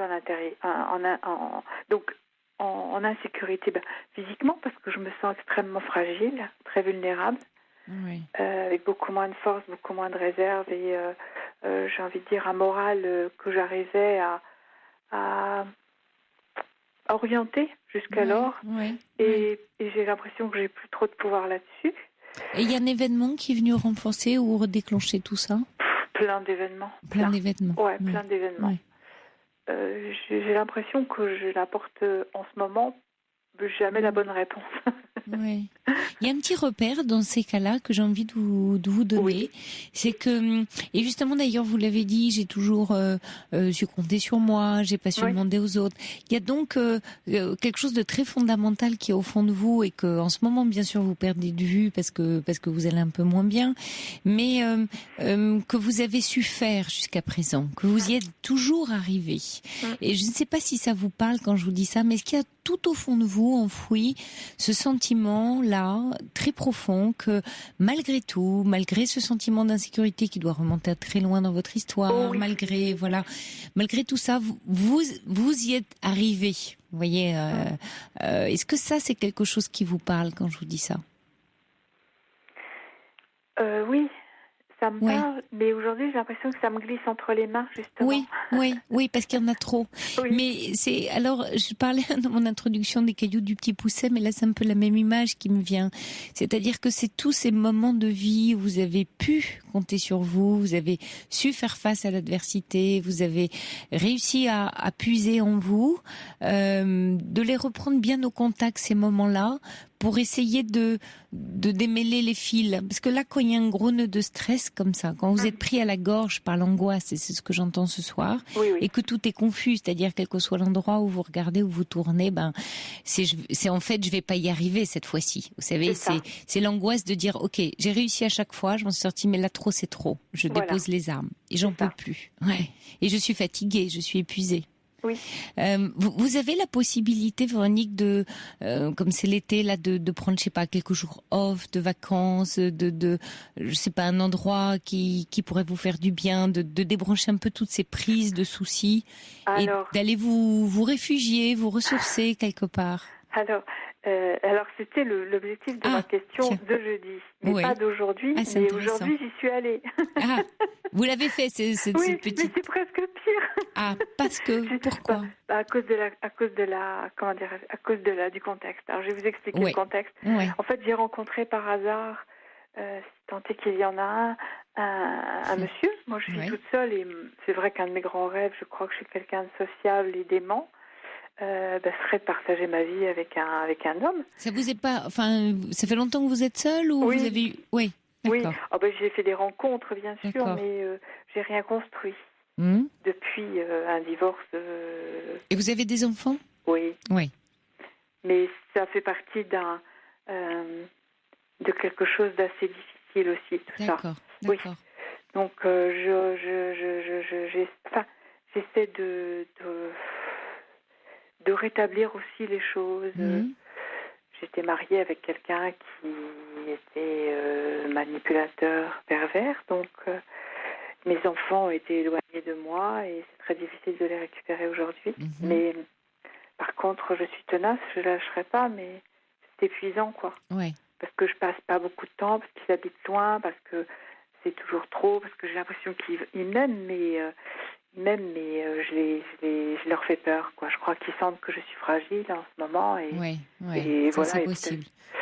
Et je sens que voilà, ils viennent pas alors que j'aurais besoin d'eux, de leur affection et de leur soutien. C'est pas quelque chose qu'ils veulent me donner. Voilà. Vous leur en avez parlé? Vous leur avez exprimé? Enfin, ils ont l'âge de pouvoir entendre ça? Oui, ils sont grands. Oui. Mon second fils est venu passer un peu de temps. Et en fait, il a fait que me bousculer parce que il me trouve pas en grande forme et sûrement ça l'inquiète et du coup ça le renvoie lui-même à une certaine anxiété sans doute. Sûrement. Et du coup il me rentre dedans, mais alors c'est pas le mieux placé pour eux. Non, j'ai besoin de tout le contraire. Et du coup, comment vous avez fait? Alors vous dites justement alors j'ai donc rencontré ce monsieur et bon, charmant, souriant, aimable là, il y a quelques semaines et cet homme donc a un petit lieu de vacances où voilà, et il m'avait convié à passer quelques jours nous n'avons même pas encore flirté. Hein. En toute amitié, on va dire. En toute amitié, voilà. D'accord. Or, il s'avère que... Et vous avez passé un bon séjour, ça s'est bien passé? Bah non. Ah, parce que... Bah non. Bah parce que c'est quelqu'un qui est complètement... comment dirais-je? Qui part dans tous les sens. Ouais. Tiens donc. Oui, c'est étonnant, hein. Qui part dans tous les sens, faire une balade en vélo avec lui, il fait des embardées, il me colle à moitié dans le fossé à chaque fois. Enfin, je veux dire, je me suis sentie encore plus en insécurité. Oui, un peu brusque en plus. De m'accrocher moi, alors que j'ai fait beaucoup d'efforts pour me protéger quelque part, alors que c'était pas du tout ce dont j'avais envie. Voilà. Donc, je lui ai dit tout à l'heure que... Et en plus, il a... en train de finir une histoire avec une femme, bien sûr, avec laquelle il vivait, ou il vit plus ou moins, mais bon, ça le regarde, je ne sais pas comment. Mais quelque part, je me trouve être observatrice ou témoin de ça, et ça ne me convient pas du tout, quoi. Oui, c'est exactement le terme que j'allais employer, c'est juste que cette histoire ne vous convient pas. Oui, non. En fait, vous avez pris un risque de partir avec quelqu'un finalement que vous connaissiez quasiment pas. Oui, c'est ça. Et que vous découvrez, qui ne vous convient pas. Mais c'est quelqu'un qui fait partie d'un réseau d'amis qui se connaissaient de longtemps et tout ça. Mais moi, je le connaissais pas. Non, je le connaissais pas beaucoup. Bon, c'est quelqu'un de très bien élevé, mais au demeurant, que je trouve très étrange dans ses comportements, quoi. En tout cas, absolument pas rassurant pour moi. Oui, voilà, absolument pas. C'est juste. Hein, voilà. Vous êtes juste en disant ça. Voilà. Il est complètement fantasque. Il peut être très drôle, il est plein d'humour, tout ce que vous voulez. Mais moi, j'ai besoin de douceur et d'être rassurée. Et d'être rassurée en ce moment. Et il est absolument pas rassurant, quoi. Donc l'autre fois, en fait, j'ai téléphoné pour savoir si c'était juste que je parte avec lui. Mais j'ai eu ma réponse. C'était pas juste, mais vous l'avez fait. Mais tant mieux. Tant mieux parce que vous ne fantasmez plus sur lui. Non. Voilà. Au moins, c'est réglé, quoi. Ça c'est fait. Voilà. Mais du coup, ça me renvoie encore une fois à... Je suis toute seule. Voilà. Et je vais pas m'en sortir. Et je vais jamais trouver un homme pour m'aider, me sortir du ravin, celui qui me pousse en vélo en plus. Et voilà. Vous voyez un peu l'image, c'est terrible. Oui, oui. Il marchait sur mes chaussures. Oh là là. Mais vous avez, je sais pas, soit des amis, soit même éventuellement seul, hein, pourquoi pas, un lieu que vous aimez particulièrement. Oui, l'océan. J'adore voilà, l'océan. Et qui sans trop de frais, voilà, pour vous, supplémentaires dans la situation où vous êtes, mais vous permettrait d'être, vous savez, 1 jour, 2 jours, 3 jours, juste avec vous. Oui. Pour laisser très loin tous ces soucis, et si vous aimez l'océan, justement, juste le regarder bouger, être dans cet ici et maintenant un peu méditatif, qui va vous récupérer de la ressource, dormir tout ce que vous pouvez, vous laisser aller, manger à l'heure que vous voulez, voyez, tout lâcher d'un seul coup, mais un peu de temps, ça peut être une grande journée, 2 jours, 3 jours, ce que vous pouvez vous octroyer, pour sortir de cette confusion, parce que votre mental est totalement happé par votre stress et votre anxiété. Ouais. Du coup, il galope comme un cheval. Vous savez, quand il prend le mort aux dents et qu'il panique, il n'y a plus de cavalier au-dessus. Alors le cheval, il panique complètement. C'est ça. Voilà. Et vous êtes là-dessus, sur cette monture, complètement paniqué, et vous pouvez plus vous diriger. Alors le seul moyen, qu'est-ce qu'on fait quand on a un cheval comme ça qui s'emballe ? On le reprend tout en douceur. On est là, on est tranquille. On retire un peu sur les rênes, on s'assoit, on est cool, on est tranquille. Allez, on va aller se poser quelque part. On va être tranquille, on va le rentrer, on va le mettre au pré, on va faire quelque chose, mais on va être tranquille. Ça sert à rien là. Vous voyez, vous n'êtes pas dans l'état où vous allez pouvoir envisager des solutions. Hors de la ressource, vous en avez, parce que ce que vous m'avez confié, c'est finalement, bon gré mal gré, j'y suis toujours arrivée. Donc un petit point étape là, avec vous-même, en train de vous dire, bon, ok, qu'est-ce que je décide ? Ok, j'ai fait une rencontre, c'était pas super, c'est pas vraiment ce qui me convient. Ça, je sais, voilà. Ça veut pas dire que j'en ferai plus, ça veut pas dire que ça m'arrivera plus, ça veut dire que je suis pas dans l'état de toute façon. C'est-à-dire que dans l'état où vous êtes pas dans un bon état, vous voyez, pour aller vers une rencontre. C'est avec vous-même qu'il faut déjà vous apaiser. Mais oui. Mais je ne me trouve plus les mots. Oui, justement, il en faut pas, il en faut plus. C'est le mental qui part dans tous les sens, là. Lâchez-le, il va vous embarquer n'importe où, il va vous balader à droite, à gauche, il vous épuise. Parce que vous êtes en train de chercher des solutions. Comment je vais faire pour ma maison, mon emprunt, mon job, trouver un amoureux, être en sérénité, comment. Alors le comment, dans ces cas-là, il vient pas du tout. Ah ben non, mais je sais même, je trouve que plus rien n'a de sens, je comprends plus le sens de ce que je vis là. Alors que j'ai toujours trouvé du sens et j'ai toujours donné du sens à ce que je faisais de manière à mais vous êtes épuisée, vous êtes juste épuisée, Véronique, c'est tout. C'est vrai, c'est tout. Épuisée, mais vraiment. Et l'épuisement, c'est aussi, on est un corps, il faut pas l'oublier, c'est l'organisme. Et vous venez de traverser une période de santé un peu fragile, votre organisme, il est en train de vous dire stop, j'en peux plus. Alors encore une fois, ne vous mettez pas en insécurité, je vous parle pas de tout lâcher, de prendre la fuite, mais d'essayer de vous octroyer un temps qui vous conviendra, déterminé dans un lieu que vous aimez, avec le budget que vous pourrez vous permettre et qui va être le mieux pour vous, de choisir justement un paysage, la nature et de vous poser là en toute tranquillité, sans rien vous demander à vous-même. Sans rien vous demander. Et la sécurité, vous allez vous la gagner comme ça. Parce que votre corps, ça, il va l'entendre. Il va dire, elle prend soin de moi. Elle s'occupe de moi. Elle m'octroie du repos. Elle est là pour moi. Alors, il va vous en redonner de la ressource. C'est vraiment une alliance à deux, là. Mais vous pouvez plus compter sur ce qui se passe dans la tête, là. Lâchez-la. Je crois que la tête, elle a perdu la boule. Oui, parce qu'elle est plus centrée avec le corps, parce que le corps est fatigué. Et la tête continue toute seule. Ouais. Donc c'est le soin de soi. C'est ça quand on dit prendre soin de soi. C'est pas être égoïste et tout. C'est à un moment donné un peu comme un convalescent. Vous allez prendre soin de vous. Vous êtes capable de prendre soin des autres. Quelqu'un qui est pas bien, qui va pas bien, considérez-vous comme ça. Comme quelqu'un qui va pas trop bien. Et quelqu'un qui va pas trop bien, on lui demande pas trop.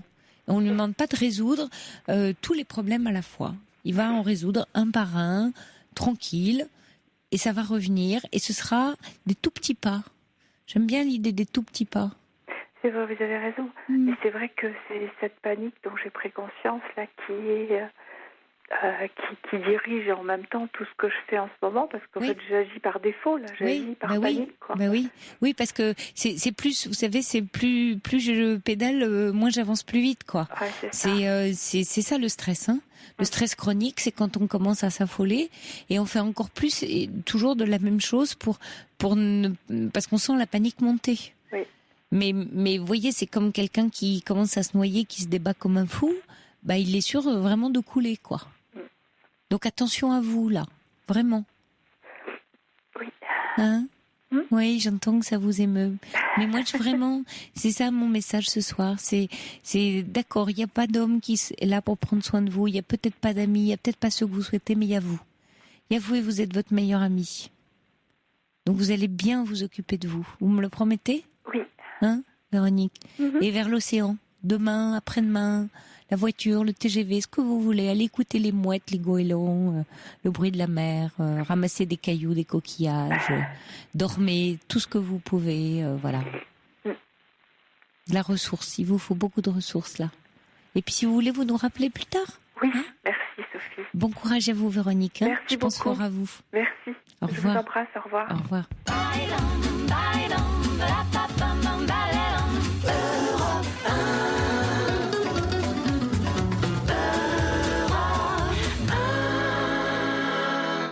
Alors avant d'accueillir Arnaud, Véronique, quelques petits messages pour vous faire du bien et voilà, vous remonter un peu le moral. Déjà, il y a Sergio qui dit en tout cas vous avez une très jolie voix tout en douceur. Sentiment partagé tout à fait par notre Fifi qui me dit elle a une voix douce. Et puis il y a Georges qui dit je suggère à notre amie de ne plus douter, de croire à elle-même d'abord. Elle en a les capacités puisqu'elle sait le dire.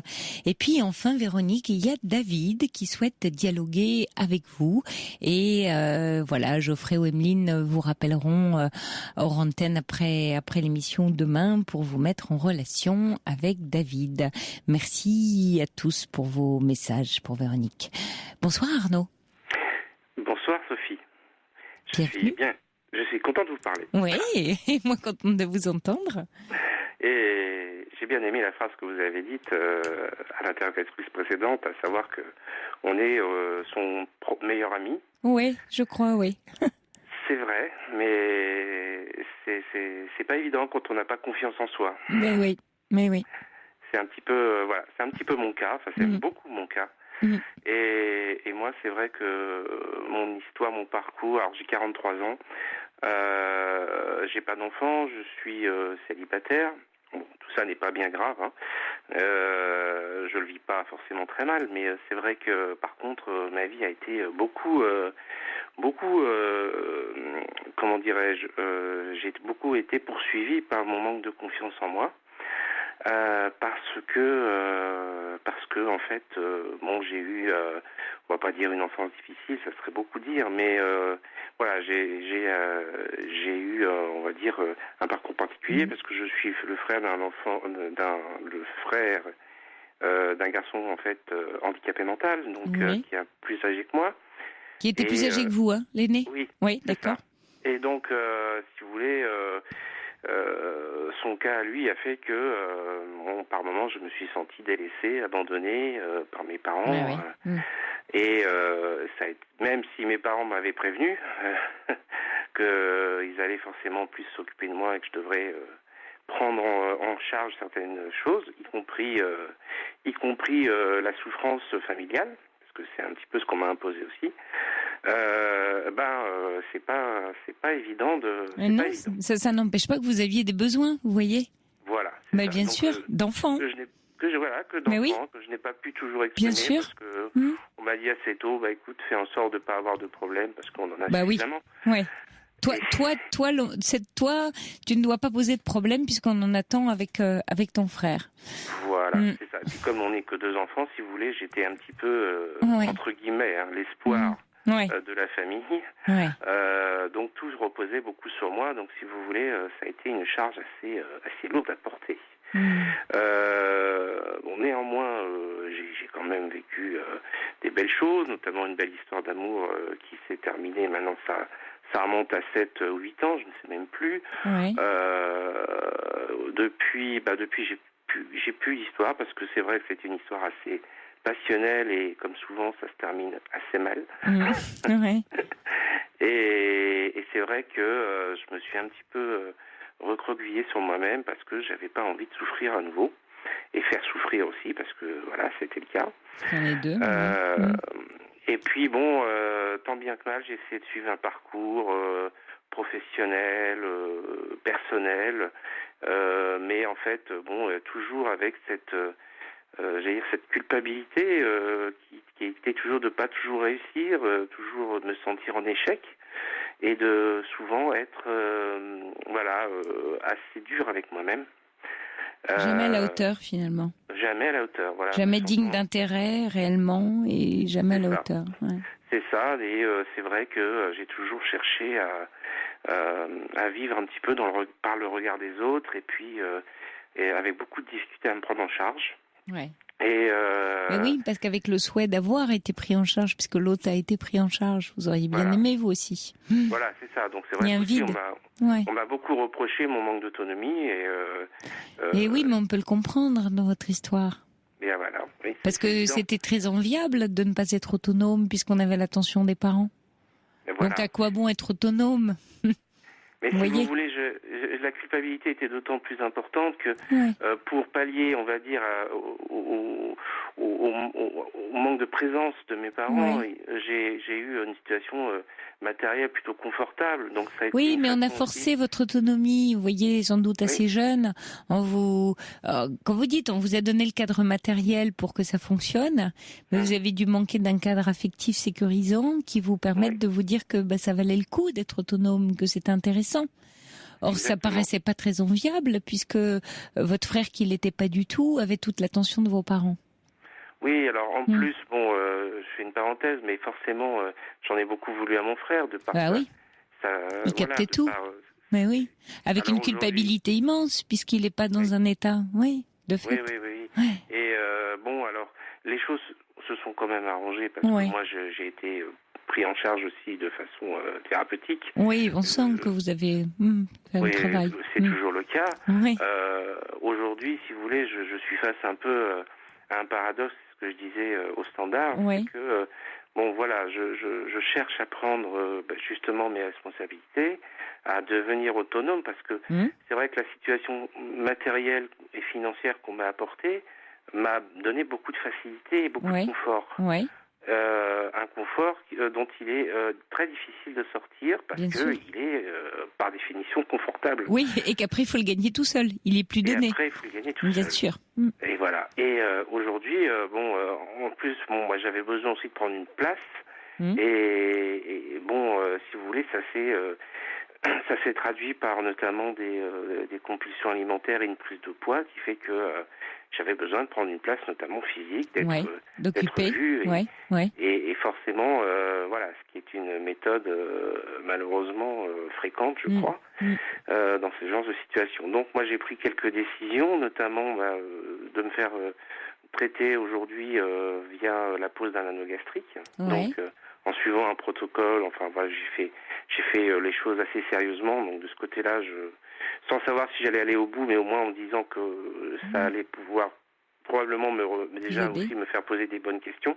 Mais bon, je suis vraiment parti pour le faire et je suis prêt à assumer toutes les... Et le paradoxe dont vous parliez, c'est lequel alors ? Le paradoxe, c'est que... Oui, pardon. Oui. Le paradoxe, c'est que j'ai quand même une difficulté à vivre dans l'action. C'est-à-dire que je reste toujours dans une... c'est pas un jugement de valeur, mais une espèce de paresse et justement une difficulté à sortir de mon confort. Alors le fait de prendre une décision comme celle-ci peut être justement une sortie de cette situation. Mais à côté de ça, je ne travaille pas. J'ai changé de voie professionnelle il y a 2 ans. Et comme c'était une nouvelle voie,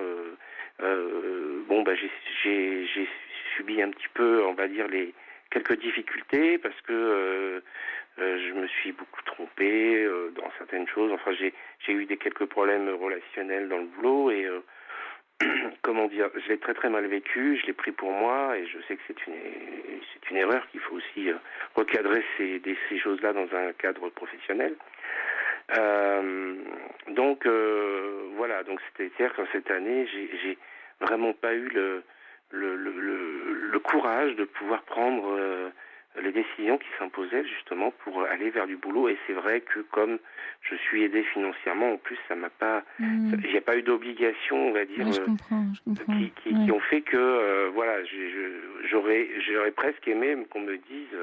Écoute, maintenant, tu te débrouilles, je te donne plus de rien, tu te débrouilles, ça t'obligera à aller chercher. Et voilà, et je vis beaucoup dans l'urgence, voilà, dès que... J'ai aussi, il y a 2 choses, c'est que... j'ai découvert aussi, j'avais besoin aussi de découvrir un peu la spiritualité, chose que j'ai découvert depuis à peu près 6 ou 7 mois, et c'est une voie qui me parle beaucoup, qui me donne quand même pas mal quelque part du courage, mais bon, ma nature revient au galop souvent malgré tout. Et puis la deuxième chose, c'est que voilà, j'ai aussi une vie associative assez riche, mais où j'ai un certain nombre de choses à faire et que j'ai du mal à faire tout seul, même dans si... le concret, Voilà. L'associatif est en plus un aspect familier pour vous, d'un endroit où vous pourriez être pris en charge, et je parle au conditionnel, de façon fantasmée, mais où finalement on vous demande aussi de faire les choses. En fait, vous parlez de changement, Arnaud, et c'est très très compliqué de changer. Vous êtes en train d'éprouver, vous êtes à un tournant où on sait qu'on doit changer, on a envie de changer, on est prêt à changer, vous voyez, donc il y a tout le tableau qui est là, et il va manquer la petite goutte qui fait déborder le vase, qui va faire basculer. C'est-à-dire vous êtes juste en amont. C'est-à-dire qu'après il y a une série d'événements qui fait qu'on n'a plus le choix. Vous êtes encore dans ce moment, et vous parlez d'ailleurs très bien de paradoxe, où on sait tout ça, c'est très, voilà, on a la connaissance de ce besoin, de ce désir de changer, mais ça prend pas corps. Et je reviens à votre corps. Donc à un moment donné, alors il y a effectivement une décision à prendre comme celle que vous avez prise avec l'anneau gastrique. Il y a aussi une précipitation d'événements qui peuvent nous aider à basculer, parce que ce qui est très très compliqué dans ces histoires de changement, c'est tous les bénéfices qu'on a à ne pas changer. Et vous en avez beaucoup, et vous les connaissez. Oui. Donc c'est, vous savez, la fameuse proverbe, je sais ce que je perds, je sais pas ce que je trouve. C'est ça. Et l'être humain aime pas beaucoup ça. Aime pas beaucoup ça. Et l'inconscient encore moins, parce que l'inconscient, là, plus il a ses petites habitudes, plus il est content. Bien sûr. Parce qu'il a déjà fabriqué tout un système. Une peur de l'inconnu. Ouais. Il y a ça, et il y a encore une fois la perte de ce qu'on appelle en psy des bénéfices secondaires, c'est-à-dire tout l'intérêt qu'on a à ne pas changer. Il y en a en général énormément.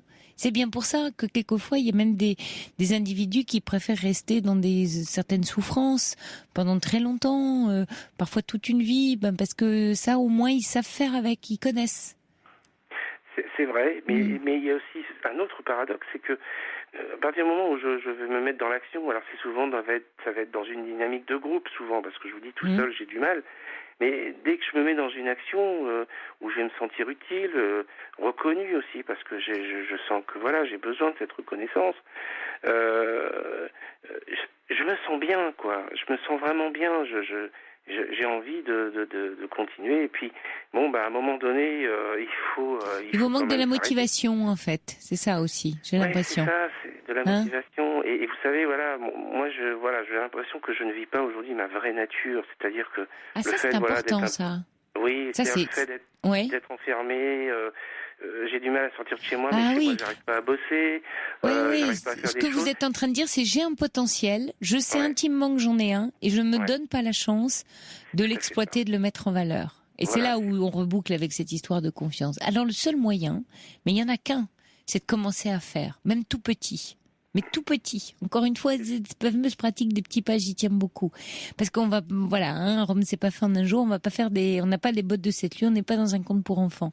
Donc, ça va être des petits pas, ce que vous pouvez faire, mais vous y tenez envers et contre tout. Parce que la confiance, elle se gagne, elle se construit. Elle tombe jamais du ciel. Et elle se construit dans la fierté qu'on a à réaliser des petites choses. Alors certes, oui, on n'est pas tous des génies, loin s'en faut, mais voilà, on est fiers parce qu'on a réussi quelque chose qui nous paraissait bien difficile. Et c'est ça que vous allez faire. Vous allez prendre ces difficultés qui sont grosses pour vous, qui peuvent être petites pour d'autres, peu importe, c'est pas le sujet. Mais vous allez vous affronter avec ça. Et là, il faut mobiliser quelque chose qui me semble important et qui est pas facile, qui est du courage. C'est que dans la racine du mot courage, il y a le cœur. C'est presque la rage au cœur, ou c'est j'y vais, quoi, coûte que coûte. C'est vie ou mort. Oui. J'ai pas le choix. Et ce que vous dites est important, parce que le problème en plus, c'est que souvent, ce manque d'action, ce fait que d'être un peu de pas dans ma nature, ça se traduit par beaucoup de colère. J'ai beaucoup de colère qui contre vous. Là, contre vous. Contre moi, qui était contre d'autres, mais maintenant elle est contre vous. Ouais. Au fond, c'est contre moi que ça se retourne. Et ça se traduit aussi du coup, et surtout en ce moment, par des insomnies notamment. Et ça, c'est absolument pénible, parce que du coup, je tourne en rond, et avec toute cette. Vous en voulez de gâcher votre potentiel. Voilà. Et votre énergie dans vos insomnies, elle est tournée vers ça au lieu d'essayer de le mettre en œuvre petit à petit. Alors Arnaud, il y a Julien qui est là et qui aimerait, je crois, vous apporter son témoignage et ses conseils. Vous êtes là, Julien ? Oui, bonsoir. Oui. Bonsoir Sophie. Bonsoir Julien. Arnaud. Alors l'histoire d'Arnaud, vous parle, comme on dit. Elle me parle parce que j'écoute avec attention le récit d'Arnaud, et je trouve que Arnaud, vous ne pouvez pas porter plus que ce que vous pouvez. Ouais. Vous avez suffisamment subi par un frère, malheureusement, qui est la tragédie de la vie, qui est la maladie. La maladie est un chaos. Et ça bouleverse tout l'équilibre familial. Oui, c'est ce que dit d'ailleurs une auditrice, là, Anne-Sophie, qui dit merci Arnaud pour vos témoignages, parce que j'ai l'impression d'entendre mon histoire. On ne parle jamais des dégâts de l'arrivée d'un handicap sur la fratrie, dit Sophie. C'est très, très, très, très, très funeste. Cela dit, je trouve, Arnaud, que vous vous dispersez beaucoup et que vous avez la possibilité là. C'est pas un moment, c'est pas un hasard si aujourd'hui vous avez un rendez-vous avec votre intime, avec vous-même. Ouais. Et cet intime, vous ne pouvez pas vous dérober. C'est un rendez-vous qui est aussi bien vital que violent. Oui, c'est... Parce que il y a un enjeu considérable. Oui, vital et violent. Je disais vie ou mort, moi, mais vital et violent, oui. C'est très beau. La suite de votre récit est très bouleversante parce que c'est le petit garçon que vous étiez. Oui. Le petit garçon que vous étiez. Qui n'a pas été écouté d'ailleurs. Qui n'a pas été écouté, et c'est le petit garçon qui est en colère. Et qui est en colère parce que il était là et personne ne le regardait, personne ne l'écoutait, alors il criait de plus en plus fort. Et qui a besoin de se dire aujourd'hui et de se faire. Qui a besoin de dire aujourd'hui, de faire. Alors, ça passe par des dispersions. Et dispersion, c'est une dispersion d'énergie. Et vous n'arrivez plus à à faire un recentrage pour capter l'essentiel et pour avancer ensuite. Mais tout ça avec beaucoup, beaucoup, beaucoup de patience. Mais vraiment, c'est des petits pas, comme disait tout à l'heure Sophie, des petits pas, des centimètres, des petits pas, vraiment des trucs, mais qui marchent. Moi, je ne crois pas aux grands trucs, aux grandes institutions, aux grands chambardements. Je n'y crois pas. Tout ça, c'est du marketing. Oui, c'est du nano, c'est de l'ordre du nano. Oui, exactement. C'est le nano-changement. L'unité de mesure est exactement celle-ci. C'est le nano. C'est le nano. Cela dit, vous avez toutes vos chances. Vous êtes intelligent, Arnaud. Vous avez du discernement. Vous avez compris votre problème. Et que souvent, lorsqu'on on veut pas s'engager avec quelqu'un, avec une situation, c'est une conduite d'évitement, pardon. C'est une conduite d'évitement. C'est un mécanisme de défense que vous avez. Parce que vous avez une souffrance. Oui, et puis qu'il est dans le connu. Et voilà. Votre souffrance n'a pas été reconnue. Aujourd'hui, vous avez la possibilité, vous, de vous réconcilier, vous réconcilier avec vous-même. Et de dire, voilà, ce petit garçon, je ne veux pas le décevoir. Ce petit garçon qui a souffert, et imaginez-vous ce que le petit garçon que vous étiez penserait de vous aujourd'hui. Ouais. C'est très juste ce que vous dites, Julien, parce que vous savez, Arnaud a commencé son témoignage en disant, j'ai bien aimé la phrase en disant qu'on est son meilleur ami, et vous parlez de prendre ce petit garçon par la main, finalement, et de lui donner sa place, la place qu'il n'a pas eue. Et c'est votre rôle maintenant, Arnaud. C'est-à-dire que personne ne va le faire pour vous, et vous le savez. C'est ça qui vous met d'ailleurs. Ouais, c'est un rendez-vous, et en même temps, ça vous demande une énergie colossale, en fait, à mobiliser, et ça émousse un peu votre motivation, parce que vous dites, vous savez, il y a un proverbe chinois qui dit qu'il ne faut jamais regarder le haut de la montagne, sinon on n'arrive pas à la gravir. Alors regardez pas là-haut. Et on veut faire du recentrage. Ouais. Mais Julien, vous vous épuisez. Oui, mais vous avez raison, je m'épuise. Et c'est vrai que je suis très très vite épuisé, même physiquement, de par cette dispersion dont vous parlez. Et j'ai beaucoup aimé les mots que vous avez employés, vital et violent. C'est exactement l'enjeu que je ressens, quoi. Ouais. Je ressens que c'est vital au niveau de l'enjeu, mais c'est effectivement très violent. Parce que ça nécessite un vrai changement, mais comme vous dites, tout changement peut se faire que progressivement et par des... Et douloureux. Et c'est douloureux, de fait. Que, vous savez, on renaît toujours à sa vie, en fait. On meurt plusieurs fois dans la vie, et à partir de là, c'est une nouvelle personne qui mue. Et ça peut se faire malheureusement. Vous pouvez transcender après, mais ça se fait très souvent dans la douleur. Ça se fait très souvent dans la douleur, mais encore une fois, c'est le recentrage. Vous avez un rendez-vous avec votre intime, et d'améliorer le quotidien, essayer d'être apaisé, parce que vous avez un grand chantier devant vous. Merci Julien pour vos mots de réconfort, très bien choisis, très éclairants pour Arnaud. Merci encore de nous avoir appelés. Bonne nuit à vous. Arnaud. Bonsoir Julien, merci. Et Arnaud, quelques messages pour vous, parce qu'il y a Sylvie qui vous conseille de lire les ouvrages d'Isabelle Padovani sur la communication non violente. Justement, je vais faire un stage bientôt. Sur super, voilà, c'est ce que vous conseillait Sylvie, donc ça peut vous aider. Puis une autre, donc elle va être ravie de vous entendre.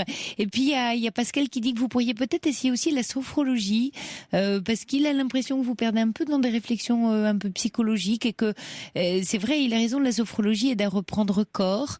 Donc c'est peut-être une voie à explorer pour vous. En tout cas, vous voyez, il faut que vous mettiez autour de vous comme ça des soutiens et des ressources qui vont vous accompagner sur votre chemin, parce qu'on n'est pas seul et qu'on a besoin de s'entourer. Il y a aussi une chose que je voulais dire. Il y a un choix que un choix de facilité que je n'ai pas voulu faire, c'est que comme je vous le dis, j'ai pas de compagne, et je sais que j'entends beaucoup autour de moi, notamment des personnes que je connais, qui rencontrent des gens qui leur donnent leur souffrance et qui leur délèguent leur souffrance pour pouvoir mieux les apaiser. Et moi, j'ai décidé, et je pense que je peux en être suffisamment fier, de me dire, j'ai pas envie de vivre avec quelqu'un. Oui, j'y crois pas beaucoup en plus. On délègue pas. Elle est très très singulière. Elle est à nous. Elle est très particulière. Vous voyez bien dans cette émission, aucune histoire ne ressemble à aucune autre. Oui, mais ce que je veux dire, c'est que voilà, j'ai pu par le passé. Pensez ça. Oui, je comprends. C'est-à-dire ce souhait très intime, qui est un souhait d'enfant. C'est d'être délivré finalement. Quelqu'un vienne. Prise en charge, Oui, mais vous aurez du secours qui ne sera pas de la prise en charge. Et c'est encore autre chose. Et c'est de ça dont on parlait avec Julien, et ce que vous conseillent les auditeurs. En tout cas, il y a Mina qui souhaite rentrer en contact avec vous. On vous donnera son numéro hors antenne, qui se retrouve beaucoup dans votre témoignage. Et voilà, elle dit le phénix naïf seul et renaît de ses cendres. Voilà. Et en fait, finalement, elle aimerait en discuter avec vous. Bonsoir Arnaud, merci de nous avoir appelés. Merci beaucoup. Et bon chemin à vous. Bravo. Merci, encore. Sophie. Bravo Merci, pour votre courage. Au revoir. Pour parler à Sophie Peters, appelez le 39 21. 34 centimes la minute. Bonsoir Françoise.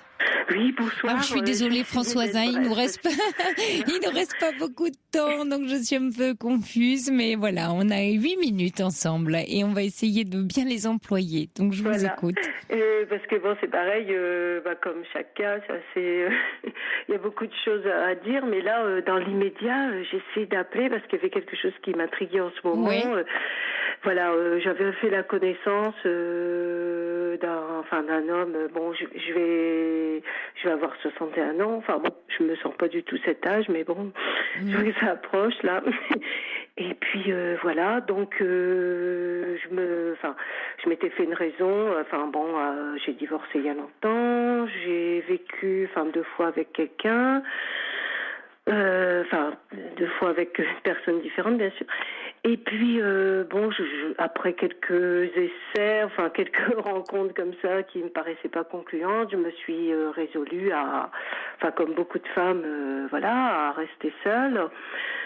Tout en ayant bien sûr une vie sociale et tout. Et puis, sur un petit coup de cafard, je m'étais inscrite sur un site Internet. Et puis j'ai été contactée par un homme de 63 ans qui habitait pas très loin.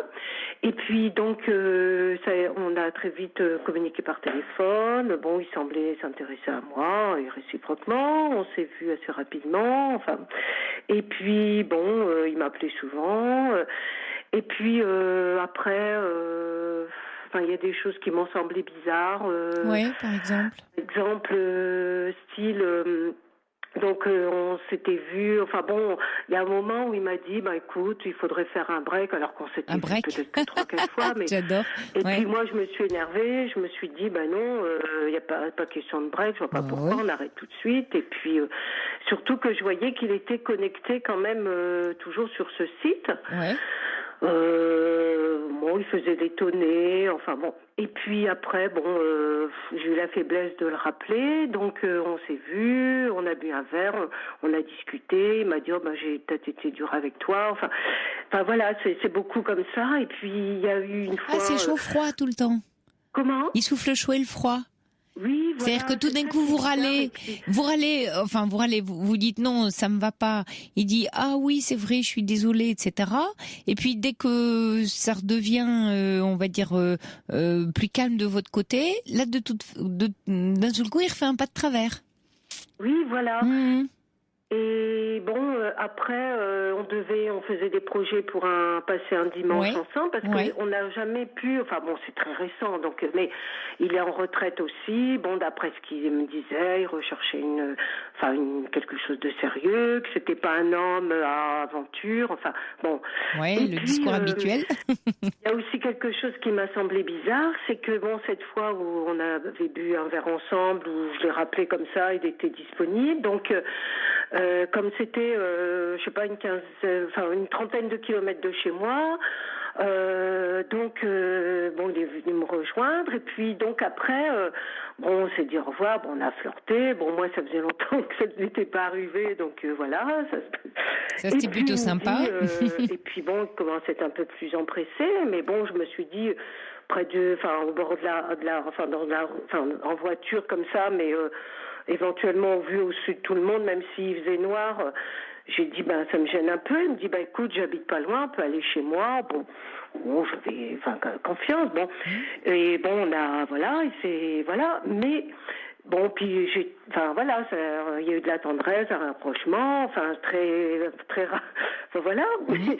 Et puis au dernier moment, je trouvais ça même pervers. Je sais pas comment interpréter. Il m'a dit non, de toute façon, je veux pas aller jusqu'au bout. Bon. Et puis bon, en même temps, on n'avait pas, je vais être très concrète. Oui, bon, de toute façon, voilà, il n'y avait pas de précaution, de protection, oui. Mais même, c'est le principe de dire non, on se connaît pas assez. Ah oui, c'est plutôt l'argument, c'est pas tant le fait de pas aller jusqu'au bout, c'est la façon dont il a communiqué avec vous là-dessus. D'ailleurs, on se connaît pas assez, on n'est pas assez intime. Oui, ça paraît incroyable. Voilà, c'était vraiment limite qu'il se passe vraiment qu'on aille, voilà. Oui, je comprends bien. Voilà. Et puis, on me l'avait jamais fait celle-là. Et là, il me dit non, voilà, on se connaît pas assez. Vraiment, comme si c'était je sais pas, moi, 63 ans, bon, après, il a Oui, ça tient pas debout. Et après, parce que là, il nous reste quelques instants. Donc après, voilà, je suis repartie au petit matin chez moi, j'ai repris la route. Et depuis Après, on s'est revus dans la semaine. Il a commencé à avoir des paroles, on s'est bien promené, etc. Mais après, il a recommencé à avoir des paroles, demander quel était mon fantasme, des paroles un peu plus branchées sexuelles. Ouais. C'est gonflé après ce qui passait. Dimanche, se promener, aller au restaurant, et il m'appelle l'avant-veille en me disant non, je viens d'avoir un coup de fil, j'ai une nièce qui débarque. Et puis après, je m'en vais 15 jours, au bord de la mer, à Quiberon, bref. Et je n'avais plus de nouvelles, donc j'ai fait une croix dessus. Et puis d'un seul coup, 15 jours après, il m'envoie un petit message, bonne journée. Oh là là, mais c'est quand ça lui chante, quand ça lui plaît, vous n'existez pas, vous, vraiment, vous voyez ? D'accord. C'est que ce qui vous rend confuse, là, c'est qu'en fait, il vous balade, finalement, au vrai sens du terme. C'est-à-dire qu'il vous balade au gré, lui, de son humeur, de son moment, de ce qui lui convient, de ce qui lui va. Mais vous n'existez pas réellement. Vous voyez, c'est Hannah Arendt qui parle de la relation d'objet et de sujet. Vous êtes un objet, là. Vous n'êtes pas un sujet. Je m'en doutais un peu, mais et ça, c'est très confusant. Ça, vous savez plus où vous habitez quand vous êtes dans ce genre de relation, parce que vous savez pas ce que l'autre attend de vous, où vous vous situez, vous voyez. Oui, voilà. Donc ça rend dingue. Mais voilà, exactement. Je me dis pourquoi je suis tombée, encore sur quelqu'un. Voilà. Ouais. Donc faites confiance vraiment à votre ressenti. Quand vous êtes dans la confusion comme ça dans une relation, vous vous dites je comprends pas ce qui se passe. Dites-vous, j'ai raison de penser ce que je pense et de ressentir ce que je ressens. Essayez de retrouver. Faut que j'arrive à recouper net et... Ah oui, ça sert à rien parce qu'il va continuer. Méfiez-vous, il va continuer à envoyer des textos. Si vous voulez, on se rappelle demain, parce qu'on est obligé de se quitter. Mais si vous voulez, voilà, on peut reprendre reprendre le fil demain soir. Je suis là. D'accord. On me rappellera directement. Oui, d'accord. On va garder votre fiche avec Geoffrey, d'accord ? Bonne nuit, Véronique. À demain.